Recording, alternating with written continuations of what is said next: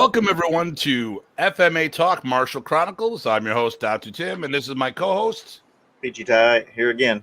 And today is the season finale of Season 1. Now, it's a little different. I'm home. I'm never home. So, working on some things here.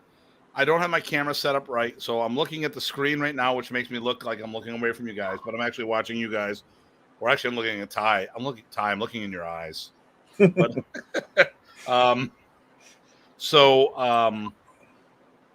today, I got a good one today. I got a real good one today. Oh, yeah. Okay, so today's topic is me, whatever. All questions are fair game. Ty will be vetting that said questions because there's certain directions that he wants to go into. I'm hoping we can do this one and done, but that might not happen. Now, I'm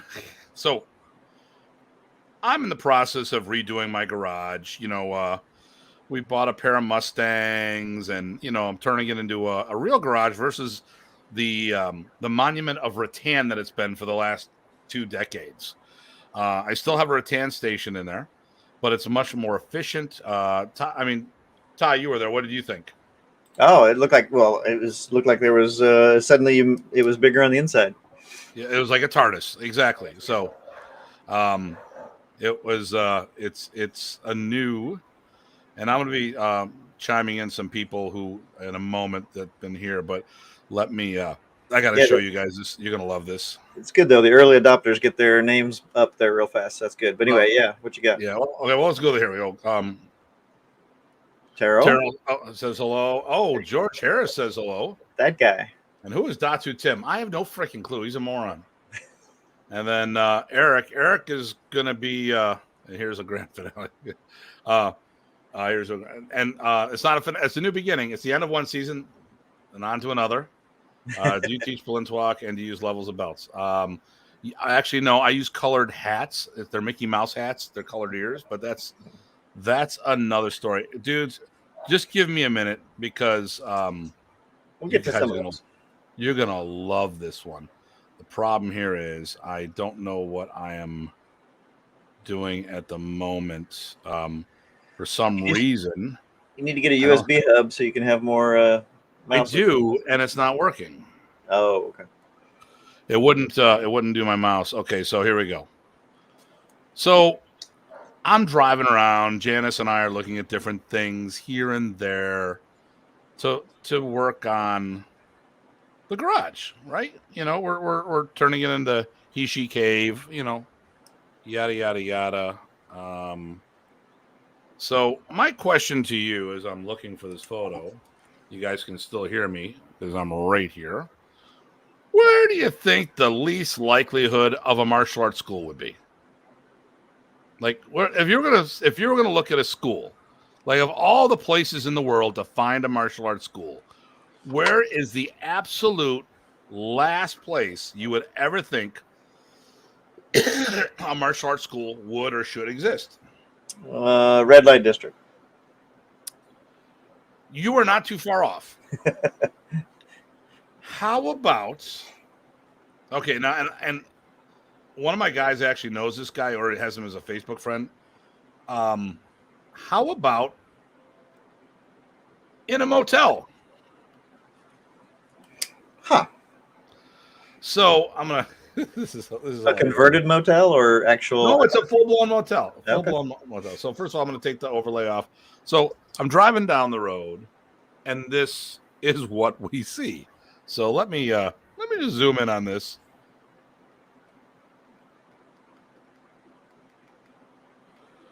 Do you see that? Right there. Home Garden Hotel Lounge, Karate School. Karate school. And a lounge. That sounds pretty good. Right. So, you thought that was, I'm like, okay, wherever. I was thinking of doing a brew pub and a martial arts school at the same time. So, this is being funky. Let's bring this up. Okay. I got windows. Okay. So, I found on the guy's Facebook page, come to room, he's teaching free classes for for children 7 years and older. Come to room 4 and 5. This is the door of the martial arts school in the No-Tell Motel. Daddy? Yes, Jessica. Can I go to the self-defense seminar? Well, where is it? The No-Tell Motel. Now, I don't, this guy can be completely legit, but it just got... It does make you think, for sure. I felt it was something I had to share with you all here. Wow. Because if I said that, no one would believe me. They'd all be like, yeah, bullshit. Well, at the end of the show, we are going to get to the future of the arts and WMA and that kind of stuff. So hopefully that's not in the future. Yeah, so you don't know where you're going at the moment. Okay. Right. The last... Okay. PG Craig. Yeah, PG Craig. Datu Hartman. Yeah, okay, here we go. Getting the shots in now. Nice. George's wondering where that was when you guys started. Yeah. Oh, hello. ¿Cómo está acá? And Facebook user, hello. So I'm still doing the controllers over here. Yeah, and Facebook users, you can go to StreamYard permissions and let them use your name if you want to. Oh, is that where it is? See, I'm glad you're smart. I'm not smart. No, I think you said that last night and it worked. Anyway, so do you have a rant or we want to get right into it because we got a lot to cover? That was my my lights went off. Oh, I'm so bummed out. I thought I had cool lighting effects. Oh, did the batteries run out? I guess so. It's Oh, supposed to be like 8 hours. Whatever. All right. So, yeah, let me, you know what I'm going to do? I'm going to turn another light on here. Okay. Let's see. And we'll set up for rapid fire. So I'm going to sort of tell the folks sort of what my plan is quickly a brief intro. It's not really going to get into anything. And then we're going to go to development and talk about, coming up and that kind of stuff and anything related to those things. And then connections with Remy and Ernesto and sort of the implications and what sort of went on there. And then get into operations, how things are going now, what the future is, a few other those things. So we got a few areas to cover, but I thought maybe the first part would be, briefly, not getting into the details, but like your name, how long you've been doing FMA, some titles people may know you by, and quick, brief, description of WMAA and Horizon Martial Arts. So first of all, Tim Hartman started about 1980 backyard training, nothing formal, just a bunch of guys working out for years. And then in 85, I got into real martial arts or, legitimate training, organized training. That was modern Arnis. So I started in modern Arnis. So I've done multiple styles and I've cross-trained out of the system, not into the system. So, which we'll probably get more into later. Mm-hmm. And I was 86. I was Guro. Then down the road, I was a protege. I was Punong Guro, one of two. Datu, the last of six. And then Ernesto Preces promoted me to 9th degree black belt and grandmaster in Kombatan, which afterwards I brought a cadre of people to the Philippines who all tested for first all the way up to 4th degree black belt to prove that it wasn't just a rubber stamp, but I could actually promote people in the art, And I don't know. I think that's about it. I formed the World Modernist Alliance. We're a corporation. We're not a thing by name, but on paper, I found it written in my notes at 98, which we can talk why I've got it written in my notes while Remy was healthy. Mm-hmm. And then we are now the largest, to my knowledge, the largest modernist organization in the world that does not have government funding or sponsorship. And Horizon too. That's a standalone FMA school. That's the headquarters, I guess, as well. That's our headquarters, which is the longest, to my knowledge, professional, full-time Filipino martial arts school. What's Jason want to say? We are allowed to share stories. Depends. Well, it depends. Sure, yeah, and or lead into those stories because it might be funny to hear. No, Jason wants to talk about strip bars and stuff like that. I see. May not get to those exact things, but there's some similar things, right? Okay, so that's just a brief reminder of what we're going to delve into. But if you're game, I would like to sort of start from the beginning and walk us through how you got here, and that would be the normal question, which is I'm going to say some names right after I ask the question, and then you can go. But when and how did you get into martial arts? You just covered that a little bit, but when and how did you get into martial arts? And I got two names I'm supposed to mention: Jeff Leader and Bill Hamel. Yep, Bill Hamel. Okay. So can you start us there? Okay, so I was here. Here we go. I was a I was a nerd. I was a Dungeons and Dragons nerd. So I went to do Arsenic and Old Lace in high school, and Jeff Leader was there, and David Weston and a Mark Hamill were all hanging out. I don't know if Mark Hamill was part of that yet, but we ended up being corpses that would walk out at the end of the thing. So that was it. That was the whole thing, So it was LARP. LARP, yeah. But so I was doing D&D, and they saw that I was working on a map while I was waiting for a thing, and then we started talking. I had street experience. These guys, like Jeff, he was like a brown belt in Ishinru at the time, if I'm not mistaken. And we started backyard training, and I had the grit that I was the smallest guy there, and they would knock me around because of mass difference, size difference, and I kept getting back up. And I overanalyzed things, but I brought something to the table that others didn't have, and that was real life experience in real life fighting. And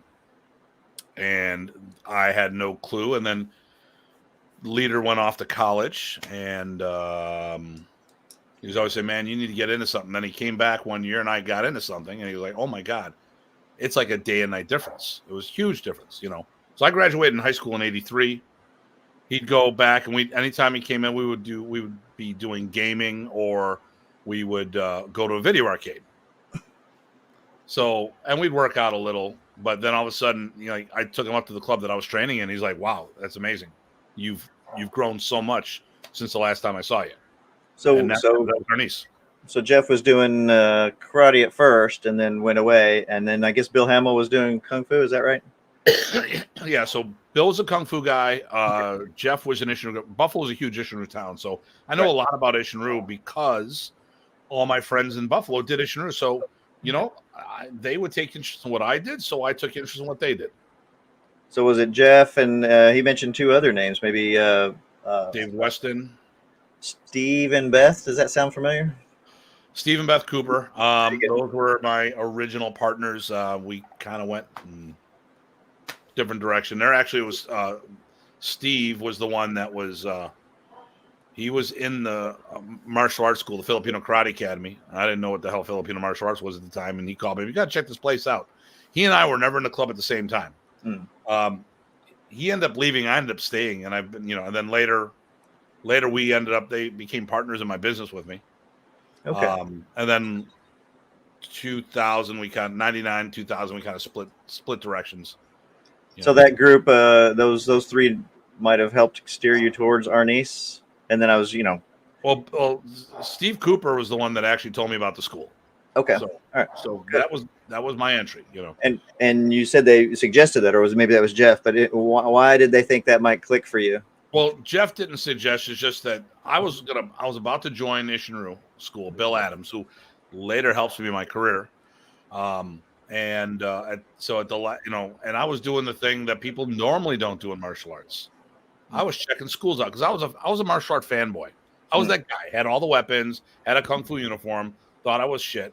And I was right. I was shit, not the shit.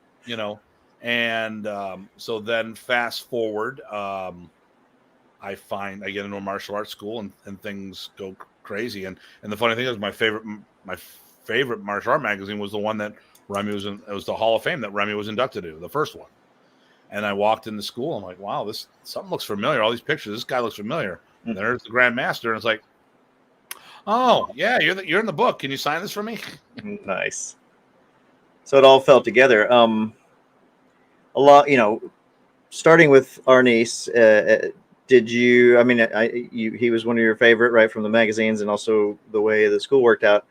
Um, you were checking out schools and things like that? What drew you to it, or did you identify at the time what drew you to it? Besides that, Well, I had a huge collection of weapons, martial art weapons, and I did that from the get-go. And I think, I walked in, and the first day they put a stick in my hand. I'm like, I'm sold.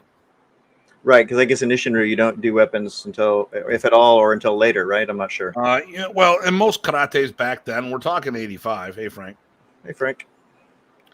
I'm a skate punk, yeah. There's some things I might ask about skating, by the way, later. So, and then we can talk about when I got into Balintawak, if that works in time, because Terrell wants to know. Well, actually, I was going to get into. So, you started in Arnis, and we talked about, versus others and how and who. But then, of course, you eventually get into other arts. And so I was going to ask what other arts, why, and I guess when, and then also still, because that leads into a following question. But let's let you start there. So I was teaching out of a gym, so I had other martial artists in the area sometimes need a place to do a seminar out of. So I say, hey, come on over to my place, use it. So I got to see a whole bunch of people come through the door. And I was definitely a seminar junkie. Anytime there was a seminar. So like I get my black belt in 88 from Remy. It should have been 87. Whatever. There's some political nonsense going on where someone took my time slot. But at the end of the day, I was a much better black belt. I mean, I did it in a year and a half if I would have tested that time. It ended up being 2.5 years, and I was definitely a much better black belt waiting that extra year. Not to mention, it'd be kind of hard to explain people from that era. You got a black belt in a year and a half? Right. But, I mean, I was already outperforming most of the people in that era back then because, well, Modern Arnis was a secondary art for these guys. This was my primary system. So I met Bong Hernellis through Remy Praces. He was one of the Datus, but I think when I met him, he wasn't a Datu yet. Okay. Remy was definitely grooming Bong to take over. There's no question in my mind that he wanted him to be part of it. But Bong went in a different direction. Bong had life things that happened that just took him out of the martial arts for a while, period. And then came back in. But Bong, if you've ever known him, he's a big part of WECAF, which is now he's a big part of GSBA. So he was the one. I mean, when I first started, we used to do backyard sparring with no gear. That was stupid, but we did it. Jeff Leader and I used to spar all the time with rattan sticks, no gear. Once again, stupid. We wouldn't do headshots. And then a couple of us did that. And then Bong gave me modified hockey helmet and homemade sticks, and then I just went to town making my own sticks and buying hockey helmets up.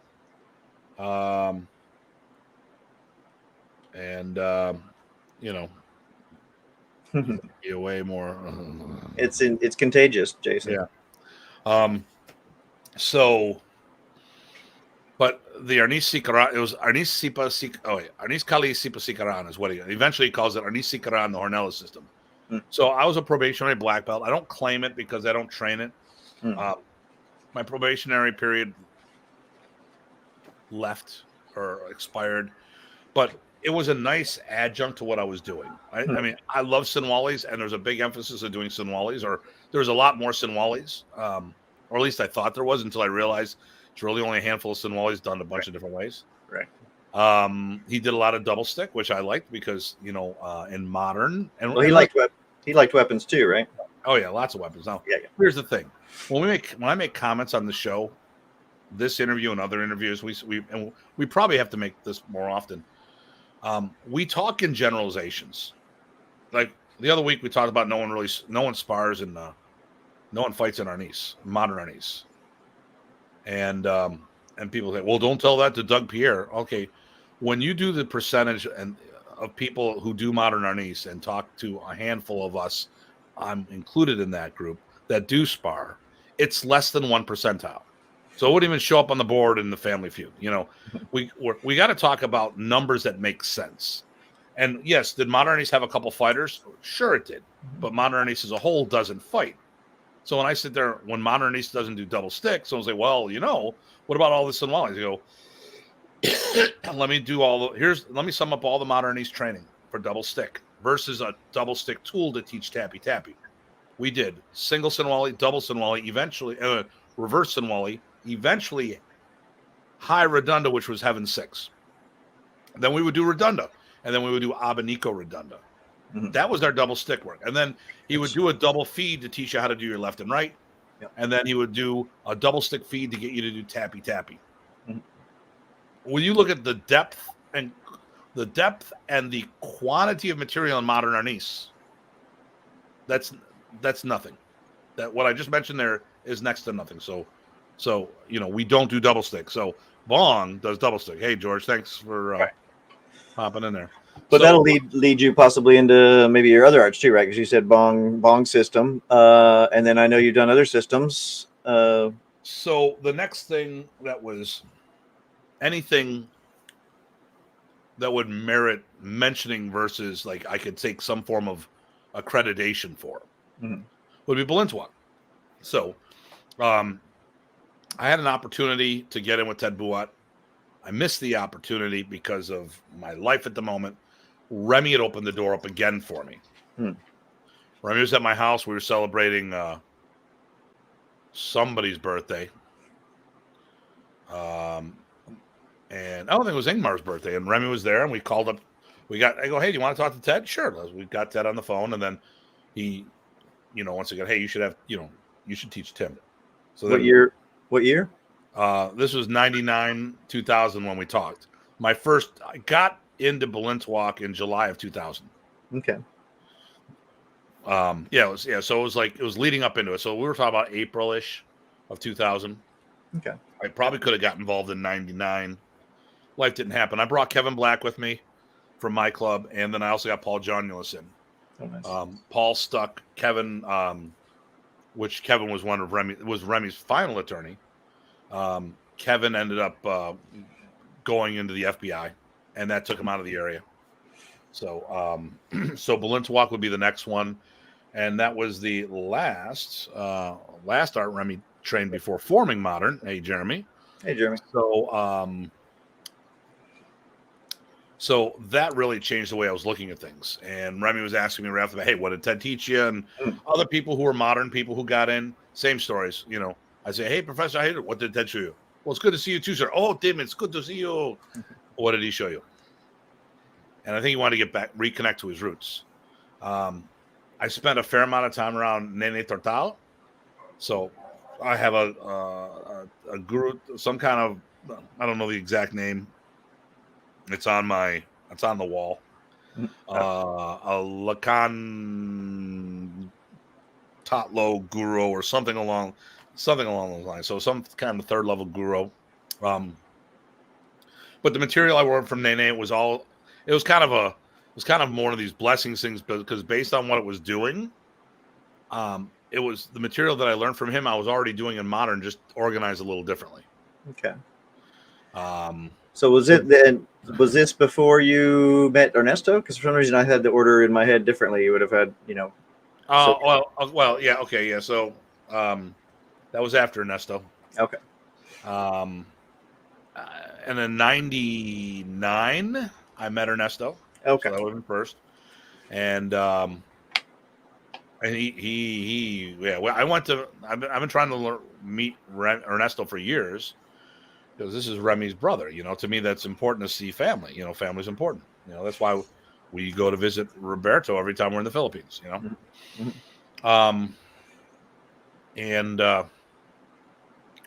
finally things lined up, and he welcomed me in with both arms because I was the one that got Remy and Ernesto talking again favorably. Yeah, actually, I want to get to that, but let's do that in the connections area. Right. Okay. Yeah. So I was with Ernesto from 99 up until the time he died. And then Kuntao and Sikran I got involved. Remy always used to talk about Kuntao and Sikran being part of Modern Arnis, so I got involved in that. I'm a second degree black belt in both. And, someone's going to bust my chops for this, but I keep forgetting which direction that goes. It's the Kun Tao is Kun Tao with a W, so Lanata Kun Tao. So one of them does black, then first degree. The other one goes right to first degree. But I'm a second degree in both systems. My instructor in that was cued Mark DeLeon out of Toronto. Okay. And so I was taking nothing but private lessons with him. I met Grandmaster Carlito Lanata and Nice. before he retired. Mm. And then you were with me in the Philippines when we met his son after his son took over. Right. Unyo, who usually logs in. I haven't seen Unyo yet, so we'll have to give him a shout out when he pops in. I've been doing Brazilian Jiu-Jitsu off and on since like the 91. I'm still a white belt with a couple stripes, but because I keep going in different directions and my Filipino martial arts offers opportunities. And I've been doing a bunch of Silat, nothing worth certification, but when I do Silat, I try to do it with Mal Morney. I think his expression really fits me because he does a lot of stand-up. And for my body type, I just can't go around the ground anymore. Also, Bondo, right? With Dr. G. Yeah. So 94? 94, okay. Ish. I met Dr. G at the Kempo event up in London, Ontario, the WKKA Kempo camp. And I am a DOT, which is a staff master instructor in Bondo. And I was a direct student of Dr. G. And I put Remy and G together. They only did 2 seminars together. They were both done here in Buffalo. Nice. Yeah. So, with people seeing you doing all this extra training when you certainly have, Art from Professor and his family, one of the questions could be, and I've heard this before, we heard you left the system. Were you leaving the system, or what did you get out of studying those? And let's ask that question specifically, though. Were you ever thinking of leaving the system? I think I know the answer, but I'll let you speak. Okay, I'm going to be the first to say that Remy and I have argued on more than one occasion. Mm-hmm. Okay. But I never left the organization, right. Nor did I think about leaving the organization. Right. Great system organizer. Yep, Dr. G. So then what did you get out of it? So what was, so there's a lot of things I can think of, but yeah. Well, let's look at what's modern Arnis. And then what's Remy Prace's Arnis. Right. I don't know if this is going to blow a conversation for later, but so Remy infused a lot of people of martial arts. He added to what they did, but he never taught those people what he learned, or he would fill in some blanks, but many of these people didn't learn the whole thing. I was a student of Remy Prace's, and I'm the only student that I know of in the States that started from the ground up. And when I say that, I mean, I had no other martial art training. All the other people I know of that trained with Remy were made men and women. Think about it. I mean, you name a modern Arnis name, they already had their training. Mm-hmm.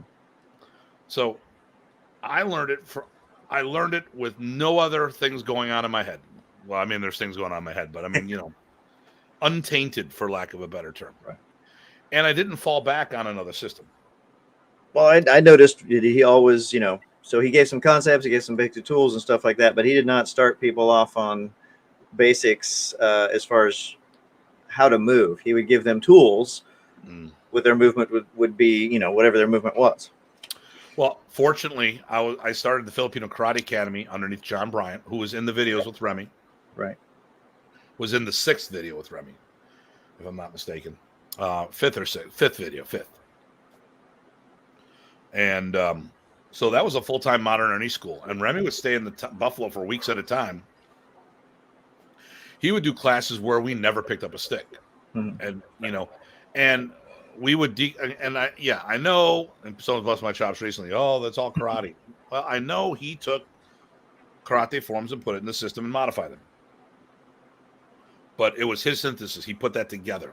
Right. There could be better ways to work the same things, but this is the way he chose. Sure. So this is where I come from, And like I said, I was with John Bryant for a year and got all my fundamentals there. And like I said, Remy would come in multiple times, and let's cut through the bullshit. Remy had a girlfriend there. That's why he came to Buffalo and he stayed for so long. Sure. And I would go from one school to another, anywhere he was teaching, I'd hop along and I'd be his helper, because most of the time what he taught them was my yellow belt material. Most of these guys that would get these advanced seminars, that would be blue belt material. I mean, it's like, okay. And most people couldn't handle what he taught because he would show you something and then he would go off on a tangent and then, but this is what I want you to do, but I was doing all that extra stuff because I already had that fundamental. And he would test me. He goes, "You're supposed to be doing this. You mean this?" Yep. Okay. Right. Keep doing what you're doing then. All right. Thank you. So I want to actually get to camps and how the seminars went and how they went for you. But is there anything you want to top off on as far as what you got out of those other arts, since your base is modern? So since Remy studied, Remy was doing Filipino Jeet Kune Do. That I think predates Jeet Kune Do because it was formed in 1957. Right. I'm not sure what time. When? Let me see. Here's a good question. I'm just going to Google. When was Bruce Lee born? Bruce Lee was born on November 27th, 1940. So he was born in 40. So at the age when he was 17, Modern Arnis was formed. Yep. So obviously, Jeet Kune Do wasn't even in infancy at that time. Right. So Remy traveled the Philippines working with all these different masters and grandmasters, taking from this, and this. And Remy had this synthesis. And my plan was to find out, since I didn't have Remy as a day-to-day instructor,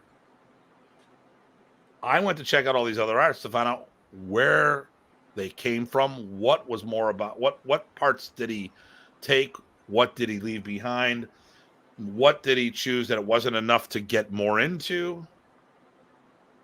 So do you want me to do that one? Sure. Yeah, that's a good one. Okay, so go ahead. So I'll read it. Yeah, so it's somebody in Facebook land who is, I probably know who they are, but anyway, it's not that Remy didn't teach them what he learned. It's just that most didn't want to learn. They just wanted to say they trained. Tim was smart enough in that sense to realize there was much more to Remy, and he went after it. Most didn't want to learn as complete as a whole art, another art, right? They were already their own person. So in that sense, I agree. But that second part certainly fits. They just wanted to say they trained, and maybe they wanted to get some Remy on them. Well, like I said, these people did this as an add-on. It wasn't the primary art. They had something to fall back on, which goes back to why the WMA, but we'll talk about that later. We will, yes. All right. So in this case, you were kind of doing some background research to understand what Remy had created better. Would those words work for you? Yeah. Like I said, he put this thing together. I wanted to see why he did the things, and some things, because I always tell people back in the day, I would have used Praeses Arnis back then. It would have been a better term back then to separate us from the others, because we were, as I told my guys, like, we're doing Modern Arnis Plus or Modern Arnis Plus Plus, because most of the people didn't know half of what we knew because we focused on it. If I did karate one day a week and compared myself to the karate guys that do Arnis, and they do Arnis one day a week and karate 5 days, and I did Arnis 5 days and karate one day, I know where I'd be in karate and doing my karate. I'd be behind them. So, and we've talked about this before. When it comes to hours of training on the mats, I was doing 20, 30 hours a week of training, while of Arnis, while others were doing it 1 or 2 hours a week, and 2 maybe generous. Right. Well, and you go back to what you said before too. You were banging, you were fighting, and along those lines, actually going back to training other arts. You also did, like I said, the sparring of different kinds. You mentioned your backyard sparring and your bonking your friends, Jeff and others early on. What kind of fighting did you do? Have you done and still do? And then what do you get out of that? Okay. So that's a good one, George. Good job. Yeah. We'll address that again later. All right. So all right. So I've never done WCAF officially. Too much armor, just not my thing.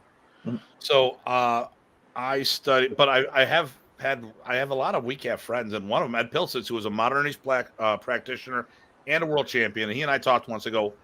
I do padded stick. I mean, that's not what you guys do. It's like, Tim, don't let it fool you. I've broken a guy's arm with a padded stick. Mhm. You know what the difference of the two is? No, Ed. The quantity of armor you wear. Mhm. You know, in WCAF, there's a minimum requirement of armor.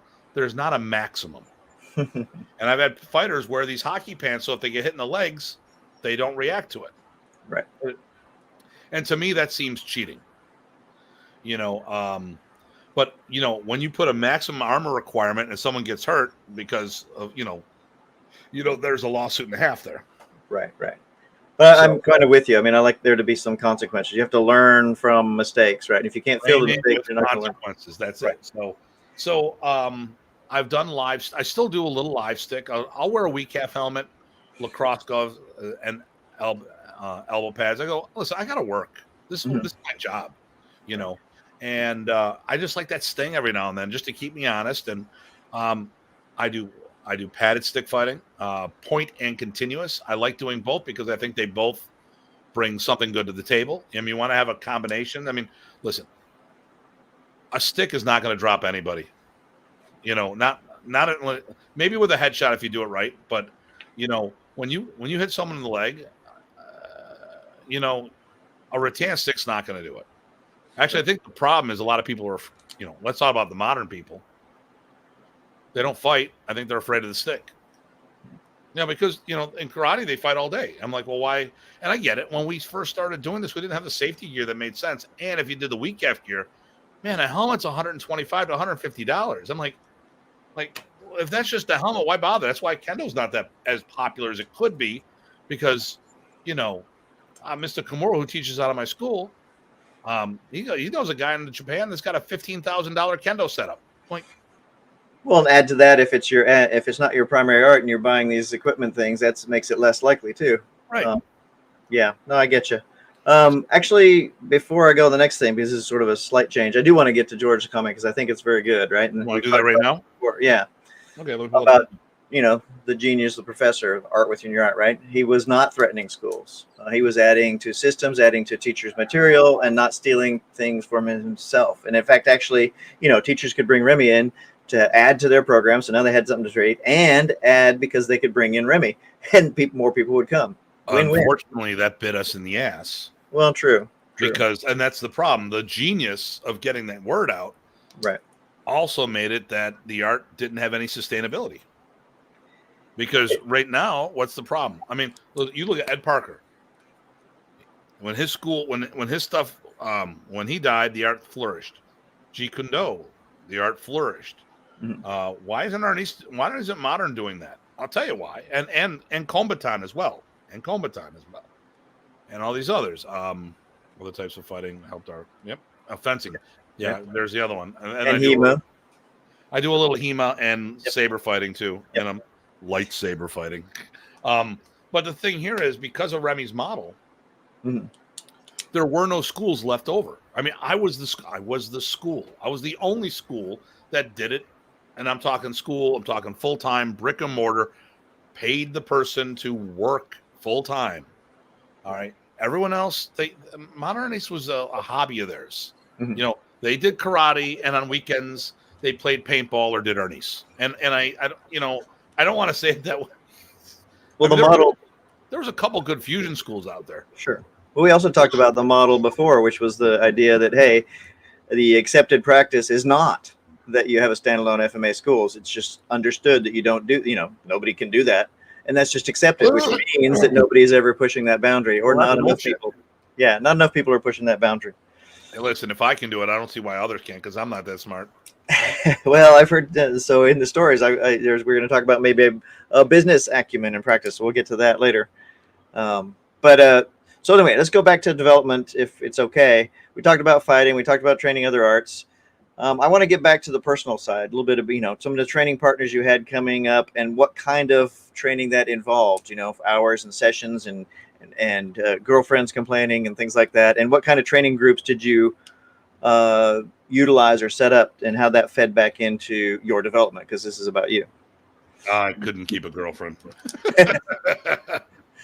I made a lot of sacrifices for the art. I don't want to take away from everyone else, but I'll tell you, one of the things I did that's different than all the others, I sacrificed having a family. I don't have kids. Because I committed so much to the art. I didn't feel that I could get serious with anybody for how much I traveled. I mean, then I met Janice, and then, good, that worked out well because she was also one of my students. I've only dated 2 students and 1 parent since start doing martial arts since 1980. I see a lot of places they become meat markets for the instructors to go after whatever, which I think is bullshit. Right. But so because of that, I wasn't able to meet a lot of people, and I wasn't able to have that kind of relationship. I was getting closer at the end of Professor being around, and then that's when Janice and I met. But there was 1 or 2 others that lasted longer, but there really was sorry, my lifestyle. I worked at Advanced Auto Parts during the day, doing 40 hours. I worked security at a game room 3 nights a week, and then I was training 2 nights a week. Mm-hmm. And then I slowly started getting away from doing the security and doing more and more martial arts. And eventually got out of security, and that's when I was teaching out of Powerhouse Gym, and that was 91. So that's when I was doing 20 hours a week of training or more. And then, and like I said, so the relationship never really panned out because. Right. Well, I mean, it wasn't just the travel and the training, right? So even if you were training on your own, that's why I was asking about training partners. I know one of them was talking about you, sometimes 2 sessions a day with your training partner, right? So you had your job, you had your traveling for Arnis, you had teaching, and then you had your own training with your training partners where you could push each other, right? And that's pretty cool. I mean, I remember doing that kind of stuff myself, and that really makes a difference in your development. I mean, like George, he would come in and he'd be in my parking lot waiting for me. Right. Well, and Jeff earlier on too. I remember you guys evidently when he was living with his wife, I guess, or girlfriend at the time. So when Jeff goes, I want to train the art. Okay. So at the time I was working Pizza Hut, so slipping pizzas during the day, and I would get out around 2-3 o'clock. I'd go pick him up, and we would train, just him and I, for like 2 hours. Nice. Then I went home. He hung out with his now wife. I went home and ate whatever. Then I'd pick him up later in the day, and we'd do another couple hours, maybe with a group of people, maybe just him and I, and then we'd hit the arcade. Nice. Well, having a training partner like that, I used to call a couple of my students my muse, right? It was a way I could explore things and really internalize things. I would imagine you had some of that with some of these guys. Maybe it was Jeff, maybe it was George, Yeah. Like I had different eras of guys that I would bounce stuff off of, Sure. Jeff, unfortunately, there's no problem with Jeff other than the fact that he was working on becoming a college professor. Right. So he was super genius stuff, I mean, well, he's very smart, taught at all the different places. Tim trained a few of us that had us push him. Yep. Exactly. Yep. Over the years, there were a few of us. Yep. So I probably had 10. I'd probably say that there was 10 key people throughout my career. And like Jeff Leader, Ron Merson, Jeff Reck. And I'm going to talk about people that staying power. And then George, and then Kevin Black, and then Ted Smeltz was really good, and then Carl Ackerley, who's with me now, Ryan Monolopoulos. Right. I was going to ask about him. Yep. And then you guys, the board. Yep. Well, that's what you need. I think. Actually, I'd say that I probably had 9, and then there's probably Eric Steinbrook. There's probably 10. Mark Mosler, if I didn't mention him. Probably 10 solid guys in the school, and then some key guys out of the school. And that would be you, Chad, and Craig as the primary 3 outside the club. Would you, if somebody wanted to get really good and really commit themselves to an art and really try to internalize it, regardless of being, just being the best they could do you think that would be something that you would recommend people, is to find somebody that you can do that with? Yeah. I mean, okay. So I only had Remy as a instructor a couple days a month, right? But what I did was I went home and I tore shit apart. Yeah, he's like, and George's back is Bad Penny. We've come up with some really cool stuff. We've really been trying to break shit Good. in a positive way. It's like you said before, deconstruct it and like I say, which is exploring it, right? You can't. And that's what we do as Americans. I look, it's very common for at least I know boys growing up. You had two piles of toys. You had two different types of people. You had the people that kept you're the guys that tore stuff apart, and then the people that beat the shit out of it. Right. And like I had toys that I tore apart, put back together, and then I had a pile of stuff that I couldn't put back together. But you learn from it. Yeah, you learn, And I did that with my martial arts, and since I didn't have someone day to day telling me what I could and couldn't do, they say, well, you can't do this. And it's like, my mindset was, why can't I? And then when I would see Remy, I go, hey, this is what I've been working on. And he would either give me the thumbs up and have me show it to him a whole bunch of times, or he'd say, no, do this instead. Win-win. Right. Winner. Either way, yep. So you did a lot of work like that, but would you say that, would you say that sports or martial arts or Arnis especially was natural to you? And I'm going to ask then about whether, however you answer that question, how does that fit in with your much vaunted roller skating, dancing abilities? Okay. So it was, okay. I used to always say, go with the flow before I ever met Remy. Okay. And things flowed well. And that was on point. Years Remy told me training with Tim was just like training with him directly. Okay. Thank you, George. Nice. Checks in the mail. No, there you go. Actually, but Jason is another person that had Remy say the same thing too. Sure. But so I was a skate rat. Actually, I did BMX. I did roller skating. I did skateboarding. I went back to roller skating. Thank you very much to Eric. So I did different types of skating. I was a skate rat in a roller rink, but I also, since my friends all had half pipes and stuff like that, I'd strap my roller skates on before rollerblades, and I would do half pipes in the backyard. So I mean, I was doing, me and my friends back in that, we were pre-X Games. So think of all the X Games stuff before it ever happened. So would that be because you're crazy and you like doing crazy stuff like that and you don't mind getting hurt, or because you were especially skilled or coordinated, natural, or any of those kind of things, or both? Yeah, both. Okay. We'll go with one from column C here. Okay. No, I mean, it was just fun. I mean, listen, people, listen, well, okay. My era, girls did girl things, boys did boy things. Because that's what culture did. It wasn't fair. That's what culture was. Now, that's wiped out. What I should have did back in high, like my era kids that I grew up in school, we would have went to, I did industrial arts. I should have went to home ec. I should have learned how to cook and do something like that. I should have went into sewing class. I should have done typings especially because of keyboards, with computers. I did typing. Jeff Leader's parents wouldn't let him go, and he's like, oh, he's pecking at a computer with two fingers now. He's like, I love my parents, but that's so in that era, boys were very competitive with each other.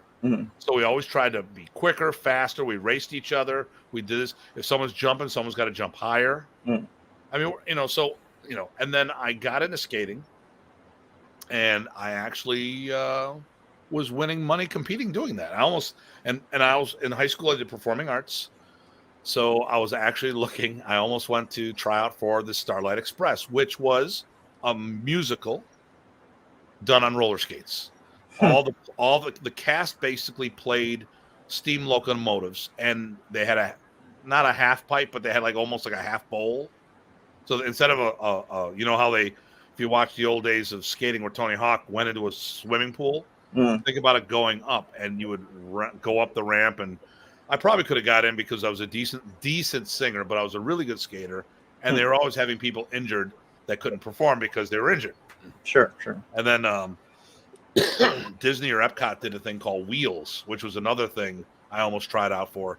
And it was everything wheels, unicycles, motorcycles, skateboards, skating, roller skates, the whole 9 yards. The martial arts started kicking in, and I just went a different direction. Okay. Let's So, see. but I mean, you were Top middle physical. grown times, yeah. There you go. But I mean, you were physical. You didn't mind working hard, and you enjoyed that physical activity and pushing yourself that way. Yeah, yeah. I mean, that's what we did back then. Oh, Yep. Hold on. Hey, come here. You got a problem guest? being a home. Yeah. There Tyr, you come go. here. There you go. You can come in here. I don't know if the gang, if the viewership has, have they seen Tyr? Come here. They probably won't because what I'd have to do on my camera. Oh, okay. You can pick him up. He's light. 170 pounds of lightness. Right, exactly. Big old Rottweiler. Bear. Yep. Okay, so let's go on a little further then to camps and things. So that's where I learned how to break fall. Very well, yeah, because falling, right? But I wanted to get to camps and seminars and things like that, but I have a couple leading questions. So, Okay. well, I'll just say a few things at once, and you can sort of steer between them. How's that? So, I want to talk about the early camps when you first started going. How did those go? What about not only the training during the day, but maybe what happened late at night? And I believe also early on, did you get your black belt at Michigan? Yes. At a camp there. So yeah, kind of that whole earlier stuff. Okay. In the late 80s, that kind of stuff. Okay. And then we'll go from there. Remy started doing camps in 1983. Mhm. Okay. So that was before I started. He did it 1 year in West Virginia at a campground. And then the following year, he was brought up by Joe Bridenstine up to Rosemont College, I think it is. It's somewhere in Philadelphia. Okay. Ardmore, it's a suburb of Philly. So they moved up to that point. So I went and those used to be 2-week long camps. I missed those. Yep. I missed the opportunity for those. Mhm. And Remy once those camps started up going, he started doing camps elsewhere, but it really started there. Okay. And with the first camp being done in West Virginia. So Remy eventually somehow, before my time, or I didn't meet him at the time, Terry Warham started doing the Michigan State Summer Camp, which was the longest running camp while Professor was alive. Yep. And because it was the longest running camp, it was also the most advanced camp. We would have 80 to 100 people there every year. Nice. And the funny thing is like maybe half the crowd was different every year. Mm. So what would happen is a lot of people went every other year, and another group went every other year. And then there was a group that went every year. So let's say so say there's 3 groups. There's your primary group that would go every year, which was me. Then you'd have the odd year and even year crew. And it started off in a gymnasium, eventually went to classrooms, which were much better ventilation. I was at Michigan State University, phenomenal facility. And, it was the best one. It was just, a really good vibe. There was a big crew in Michigan in general. Detroit had a lot of, there was 3 areas with the highest concentration of modern Arnis. Now, it's the Metro Philadelphia area.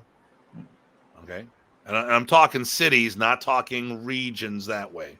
Sure. So Philadelphia, Detroit, and Buffalo, New York. And mostly the Philadelphia was mostly Kempo guys adding it to their art. There were some other schools as well. Those were mostly American Kempo. Because Joe Bridenstine, the host, was part of the WKKA. And Dennis Poston got involved. And so that was all integrated into what they were doing for that group, for the Philly group.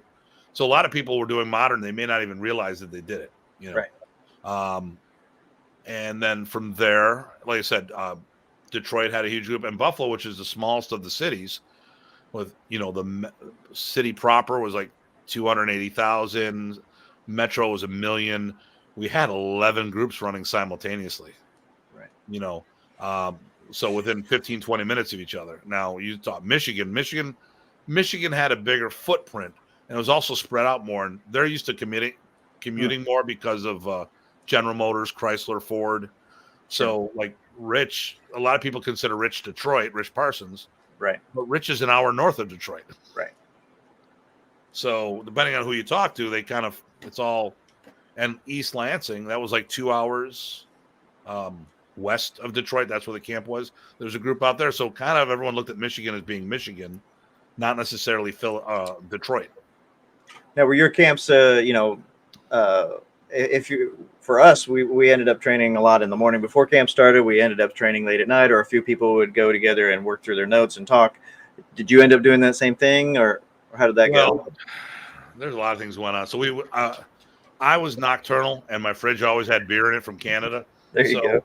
People would come in, but we'll get to that part. So we'd get up, we'd go eat breakfast, come back, we go train 3 hours. Sure.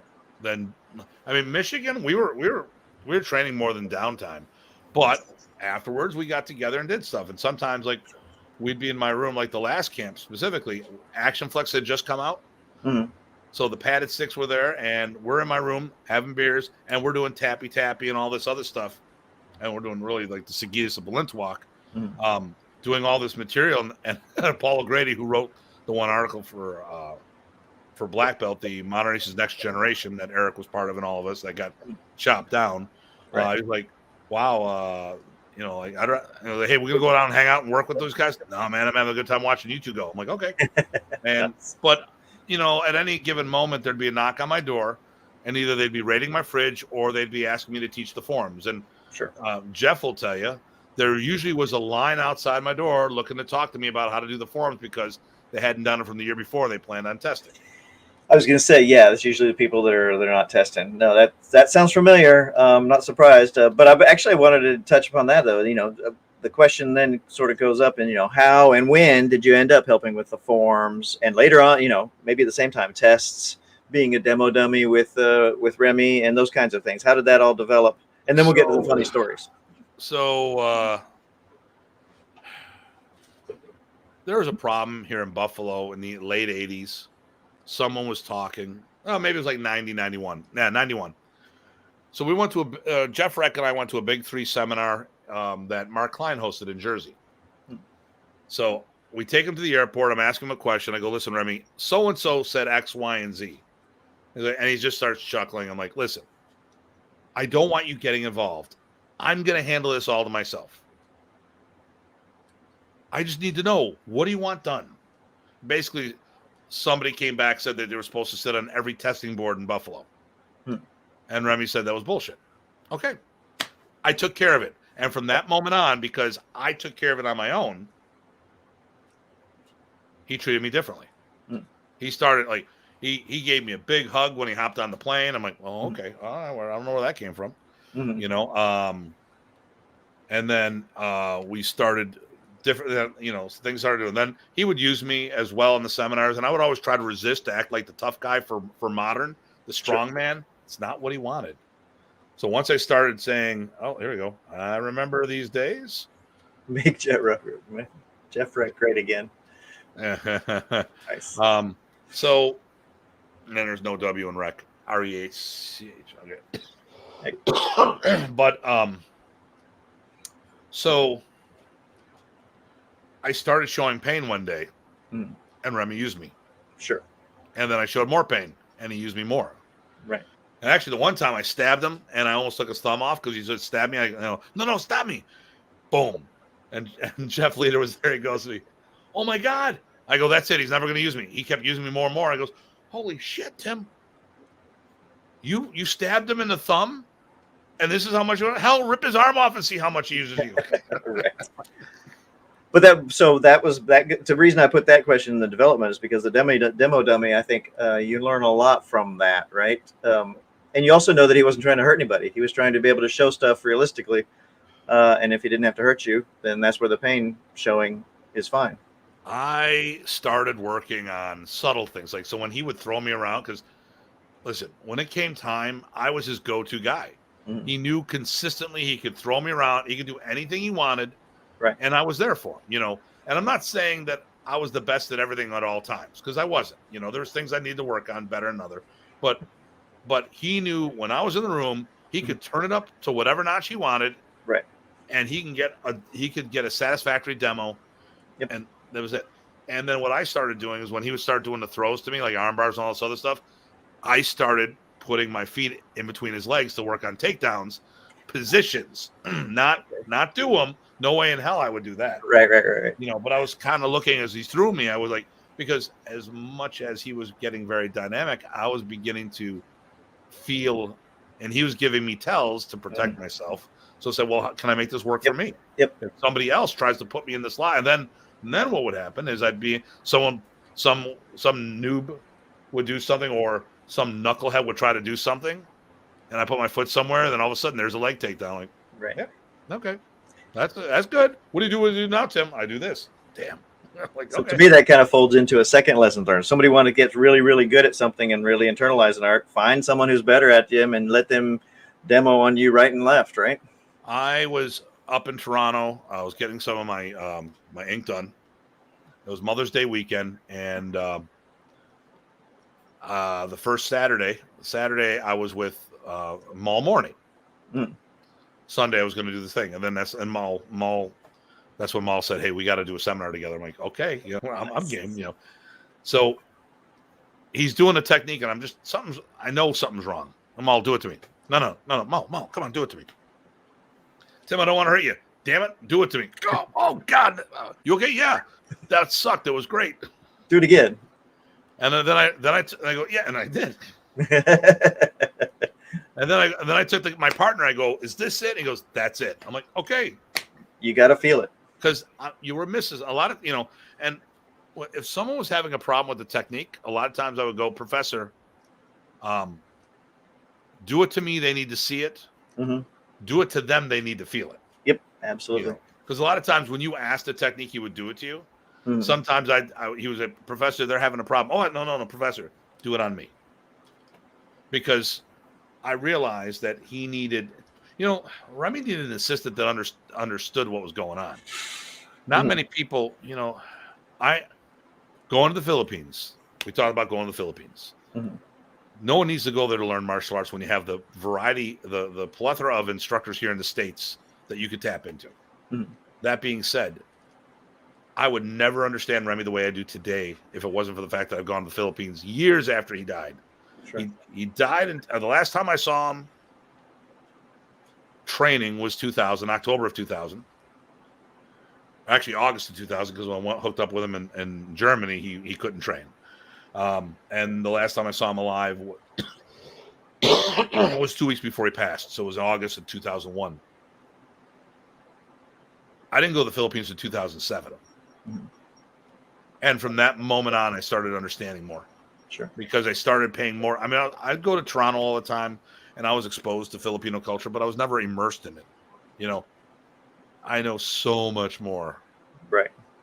And actually, I want to get into the traveling stuff a little bit in connections, but so let me get to that tip here in a little bit. But since we're still talking, since we were talking about seminars, camps, things like that, I've got a few references I'm going to fire at you, and you can tell me the stories of things that tweak you or not. How's that? Oh. So nothing bad, but what if I say the names Big and Little Michigan? That's the two guys. So Jeff Big and Little Michigan, Ted Reddish. Okay. Ted Reddish. That was the guy who taught Paul Jonulus. Oh, nice. See, he's the one we got to blame. Great. So him and his buddy, I was kind of a douche when I first went to Michigan. I go, oh, Tim Hartman, 3rd-degree brown belt. He goes, Ted Reddish, something or another, 1st-degree brown belt. And he goes, Ted Reddish, 3rd-degree brown belt. I'm like, okay. And modern third is higher than, you know. Mm-hmm. Right. Like, okay. For those who don't understand the belting structure. So, kind of, and afterwards, I'm like, Jeff, I stuck my foot in my mouth, didn't I? He goes, yeah, you did. Great guys. Oh my God. And but Ted had a whole nother thing going on in life, and he was kind of phasing out. And then he would tell his guys, you know, when you go to camp, go find Tim Hartman. Yeah. Good. Okay. And, Ted, we get to blame Ted for a lot of people. Well, Paul, yeah. That's it. I mean, just, you know. Most of these references I think I have are on the positive side. There's I think I know some other nicknames and stuff, but that could be a different conversation. But there's 2 quotes, and you can go down one or both of them. That is an awfully big box of nothing, or Rush Hour XXX. Okay, so George, they're both George Harris. Okay.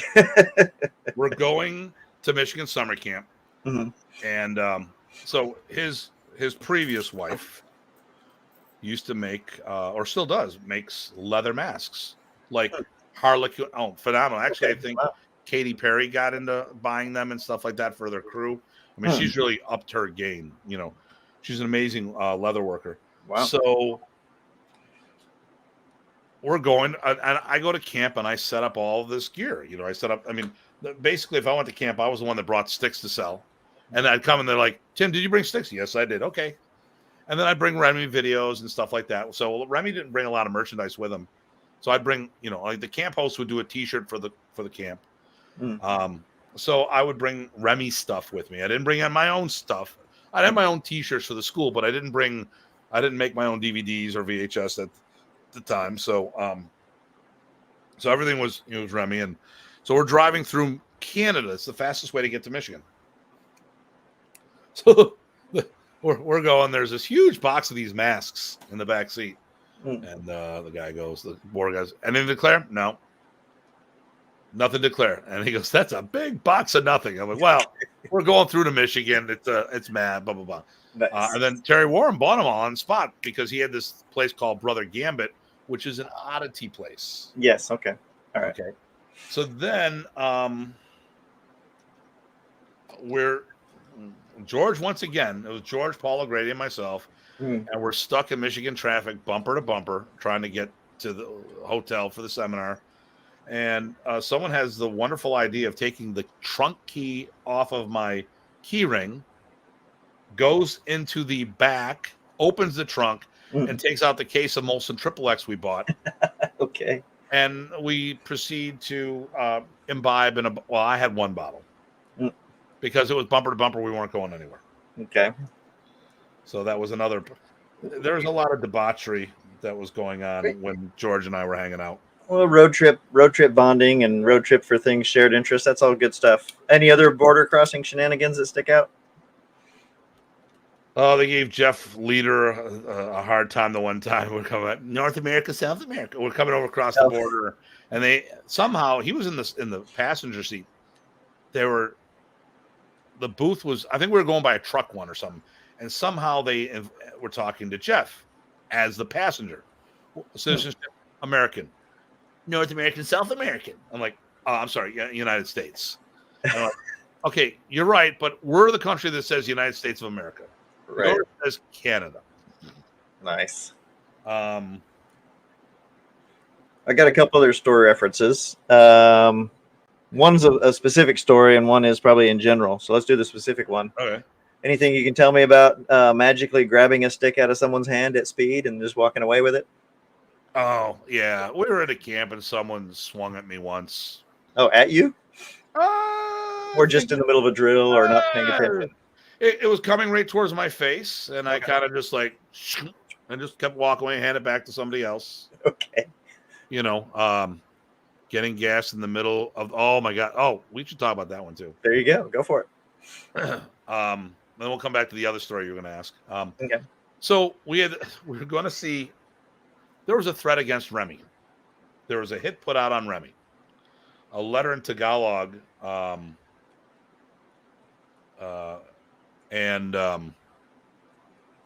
it said that the other guy was being a jerk. Okay, I'm assuming the guy who swung the stick at me. Okay.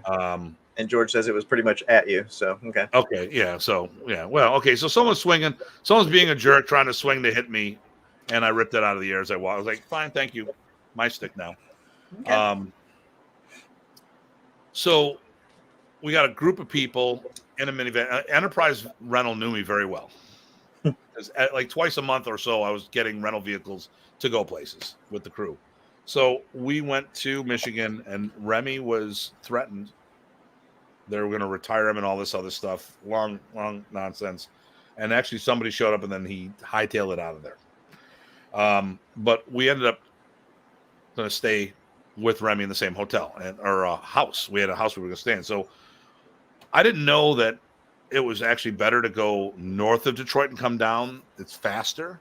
So we were going through Windsor, and the tank was on E. So Detroit is across the bridge from Windsor, Ontario. Okay. We should have went here and then come down at an angle. So it would have been Canada less, and that was Port Huron. When we came down Port Huron, we could have filled up, no big deal. So I see a gas sign. We're on E. We're on W for walking. So I pull over. I go, all right, Knife Boy. That was one of Jeff Reck's guy. You know, he's this Knife Boy. I'm like, Knife Boy, you deal with this. Mm-hmm. I go in, and there's bulletproof glass. We're on the corner of Davison and Livernois. That's the area. That's your first sign, though. Bulletproof glass. Well, that was the second sign was the cop was behind the bulletproof glass. Okay. But that's not the third sign. Okay. So I'm like, here, I look over my shoulder. Did I just see what I thought I saw? Yeah, I did. Okay. Mm-hmm. Pay the money, $20 on pump 5, whatever. Okay, thank you. Walk by. Saw what I saw one more time.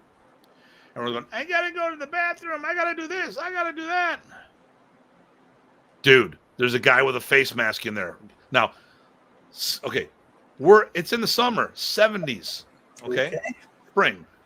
Neoprene face mask and then Carhartt overalls or zip-up suit. So we're all in the vehicle. And here's Knife Boy filling up the gas tank. And guy walks out. He looks at Knife Boy. Knife Boy looks back at him. We almost left him behind. He hops in the car. I'm looking down the thruway, and they're trying to find the exits. And here's the thing. I don't know why I was going so fast because I was on the thruway. He wasn't going to catch me. Right. And that's when we had road atlases that was there. And then right, actual maps. Yeah, it was pretty cool. It was super cool. That was Jeff Leader when we're talking about ripping the stick out of the guy's hand. And actually, I'm glad that Jeff's on here. I'm glad George is on here. Those were two of the people I hit up, by the way. So good deal. Thanks for some of the things you shared me. Hopefully I'm feeding to those well enough, but certainly you can ask more questions. Okay, no, that's so the only other thing. I only have 2 other things to finish off development. And one of them is so I've stories I've heard about you working on drills with Jeff or somebody else during seminars in Wally, Redonda, or maybe with George. And what was the general reaction? I think I know the answer to this, but what was the general reactions of people when you guys really started going to town? Well, there was alumni night. Yeah, of course it's alumni night here. There you go. I can't. Oh, yeah, wrong thing. Yes, Jeremy, it's alumni night. So this should have been a roast, right? Should have been a roast. So, whenever we did something, we did it better in Buffalo. And everyone's gonna say, "Well, that's pretty cocky." I go, think about this. We did it 5 days a week, 6 days a week, and they were doing it 1 day a week. Did you do the work? I was doing lots of. Think about this. So before hey Chris, how you doing? Let's think about something right here. What do you think? How many hours a month do you think the average modern Arnis practitioner practiced the art while Remy was around? While Remy was around. Yeah. The average? Yeah. Now George wants to have a roast. There you go. So I don't know. I came to camps a lot, and I would run across too many people that hadn't picked up a stick since the last time they saw Remy last year. So I want to say 0, but that's a little bit too rough. Let's be generous and say maybe somebody would do it once or twice or 3 times a month just to keep it going. Let's be nice. Let's say they average 1 day a week. Okay. For an hour. So if you did a year's worth of training, you got to take 2 weeks off because of holidays. Yep. So you're saying 50 hours, right? Right. That's being generous. From the answers I got from people, which surprised me. If we're going to be super generous, we'd give them 2 hours and make that 100 hours for the year. Mm-hmm. That'd be super generous. That would be more than generous. That would be like giving stuff away. George, my student, who's on the show right now, was doing 100 hours a month. Yeah, I believe it. What do you think I was doing? 101. No, teasing. Lucky if they practiced at all was the thing that George said right there. You're right. Yep, no, it's true. And then Jeremy, I have a couple IMF questions when Ty gets to the point. Yeah, that'll be in our operations section. So we're almost finished up development. We got connections real fast, and then operations. So keep that thought, Jeremy. So, besides going to seminars and camps,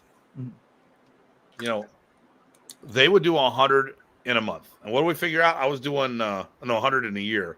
I was doing like we did the math. I can't remember. it was over 1,000 hours a year. Yeah. Well, Yep. let's say it was 20 hours a week back then. Mhm. You know, so okay, 20 That's hours a week. That's 1,000 easy. Yeah. Yep. So 1,000 hour. I'm doing 1,000 hours of Arnis while they do 100 hours of Arnis. And that's not the average that we saw. That would be some people, trying. Okay, so we talk about it. Let's go back to what it was. Let's go to 50 to my 1,000.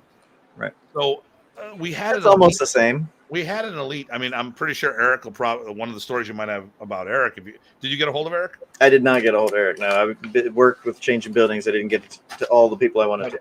Paul O'Grady, when he interviewed for the Black Belt magazine article, the thing he had told me was that the first thing he said about Eric goes, you know what, Tim seemed pretty cocky.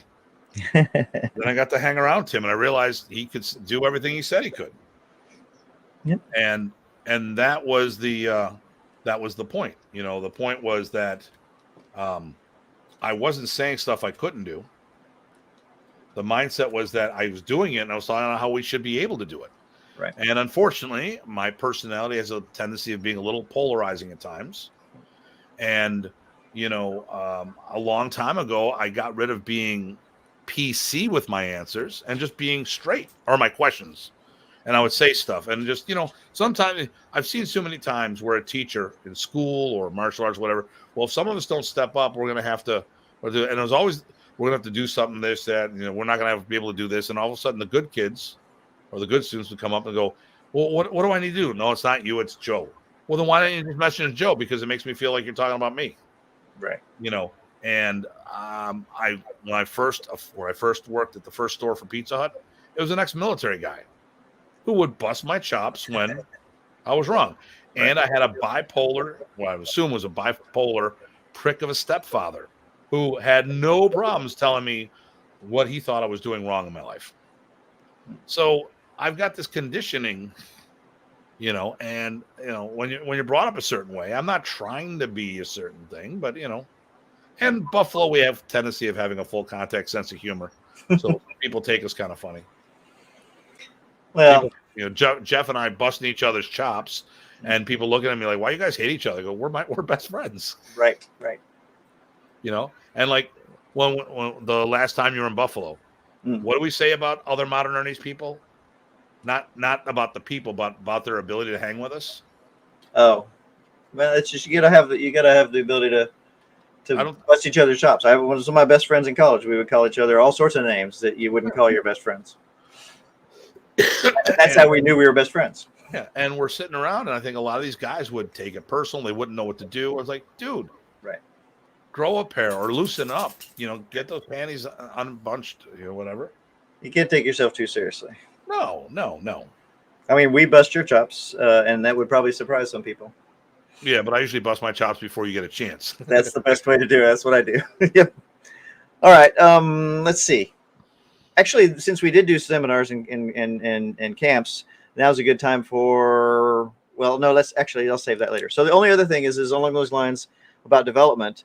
There's another thing that stands out with you, and that is organization of material businesses, having schools. You used to do FMA professionals show. How did you arrive at that kind of stuff? What was the development from that side? So we're switching out of martial arts and we're going into martial business. So, okay, it's like 99, about 2000, I went to the Maya seminar, or NATMA in Clearwater, Florida.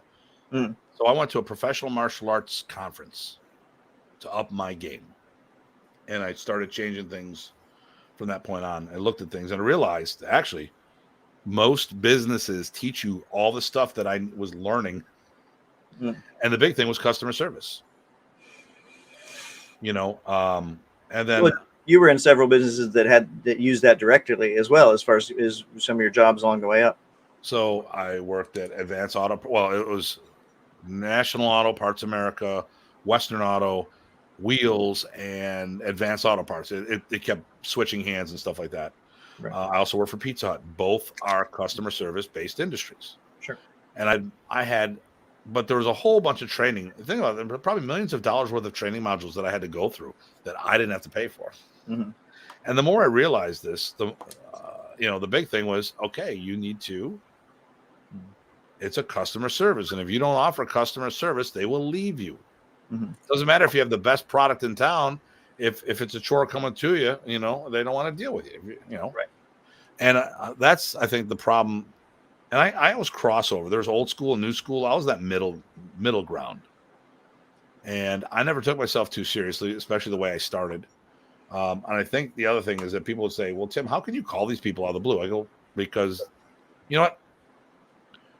Being part of Remy's entourage made me the cool kid, okay. which also had these people who were far superior than me in martial arts, not in Remy's art, but their own martial arts or martial arts as a whole, that would actually reach out to me and look up to me as a, as alumni or this part of this thing. And I'm like, dude, you know what?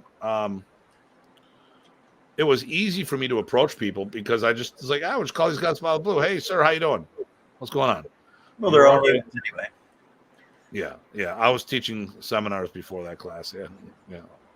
Were you teaching seminars before that? Actually, I was teaching seminars before I opened up a martial arts school. When were both of those? You opened up a martial school what year, and when did you start teaching seminars? 88 is when I officially was doing that. Hey, Rich. Hey, Rich. And I started teaching. I was doing seminars in 86, 86, 87 while I was a brown belt. But you were a basic or advanced apprentice instructor, one of those two. Yes, I was an advanced instructor in modern Arnis. Right. But before I had a black belt, I was teaching seminars. So, I mean, while Remy was around, I was doing, the last few years, I was averaging probably 20 seminars a year. And no one was doing that in modern Arnis. Right. No one was doing that in Remy Price's modern Arnis. Let me rephrase that. There you go. Because someone's going to say something. Right. And then the thing here is, okay, I'm going to have one off ahead of time. What about Kelly Warden? He does NSI seminars. Modern Arnis is part of the synthesis. He wasn't doing a modern Arnis seminar tour. Was modern Arnis part of what he did? Of course it was. Sure. But it wasn't the core of what he did. So that's what we're talking about. There you go. All right. So I think unless somebody's got a last go back, and we can always do that. It's kind of, that sort of spans a quick development. Is there anything you want to add on that? So actually, I want to say, is there anything you want to add? And then along those lines, what was good and bad about your development path? And do you have any recommendations for people or lessons learned if they were going to get the most out of their martial art? Well, if they want to get the most out of their martial art, don't let preconceived ideas keep you. Don't let that stifle you. We've got a guy who's not on the show tonight, Rob Guida. Yeah, where's Rob? That? And a lot of people, I think, coming up, I take it for granted about how broad my experience has been in modern Arnis or martial arts. And that's because I think because Remy, I never looked at things I couldn't do, So obviously we need to look at things from a safety point of view. But, I talk about all these different things. Like one of the things the other day is like, if you didn't know Kempo karate, when you get into after the first few forms, their forms are literally their whole self-defense techniques strung together, right-handed and left-handed. So there's a direct translation to what you're doing. There's no interpretation that this is the move. You're doing 5 swords. You're doing leaping crane. You're doing delayed sword. You're doing all this other stuff. Whereas in what we do is we have a lot of stuff that's hidden. We have abbreviations and entry points, but not follow-ups. Kempo, or American Kempo, say like Parker's Kempo and Tracy's Kempo, it's the entire move. So you don't have to worry about interpreting what it could be. There's only one interpretation. You're doing 5 swords. You're doing thundering hammers. You're doing whatever. No, and it's the whole technique. Matter of fact, if you're in town, I'll have Rob Guida show you one of the forms just in general that would show that. And I was telling Rob the other day, I go, that is not the norm in the martial art world. Well, I didn't know that. I go, right. We were talking about the other day, well, like usually don't have any counters. He goes, well, there's a handful of techniques. I go, how many Kempo techniques are there? there's over 100. I think it's like 150 or something like that. I go, and how many is there a counter against your move? 3. So basically, none worth talking about. Okay, interesting. Yeah, that's different than what my experience is in the arts I've studied. Yeah. So with him as an example, I talked to him. I go, just start thinking outside the box. Don't let people tell you what you can and cannot do. But you got to explore. But you should still sanity check too, right? So just because you explore doesn't mean you have to go off in la la land, right? You got to get somebody to expose the realities to you. Well, sparring is good for that, right? Yeah. Like right now, like he does a technique. Like we're doing 5 swords, or pop, boom, boom. Okay, now Rob, try to do it against all the attacks instead of one of the attacks, because his techniques are geared against specific attacks. Go do it off of a hair grab, do it off of a bear hug, do it off of this. Now some things you're going to find out it does. I couldn't fathom how you would do 5 swords off of a bear hug. Right.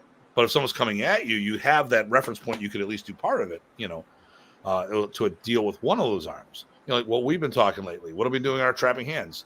Defending against grabs and pushes instead of punches, because the hand's not going to be there long enough to do it if you really do it right. But no, what everyone does is they pose out here with the punch.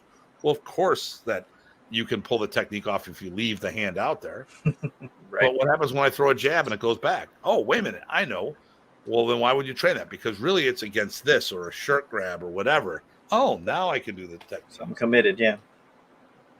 I don't think you answered the first part, though. Anything good or bad about your development path? I probably could have.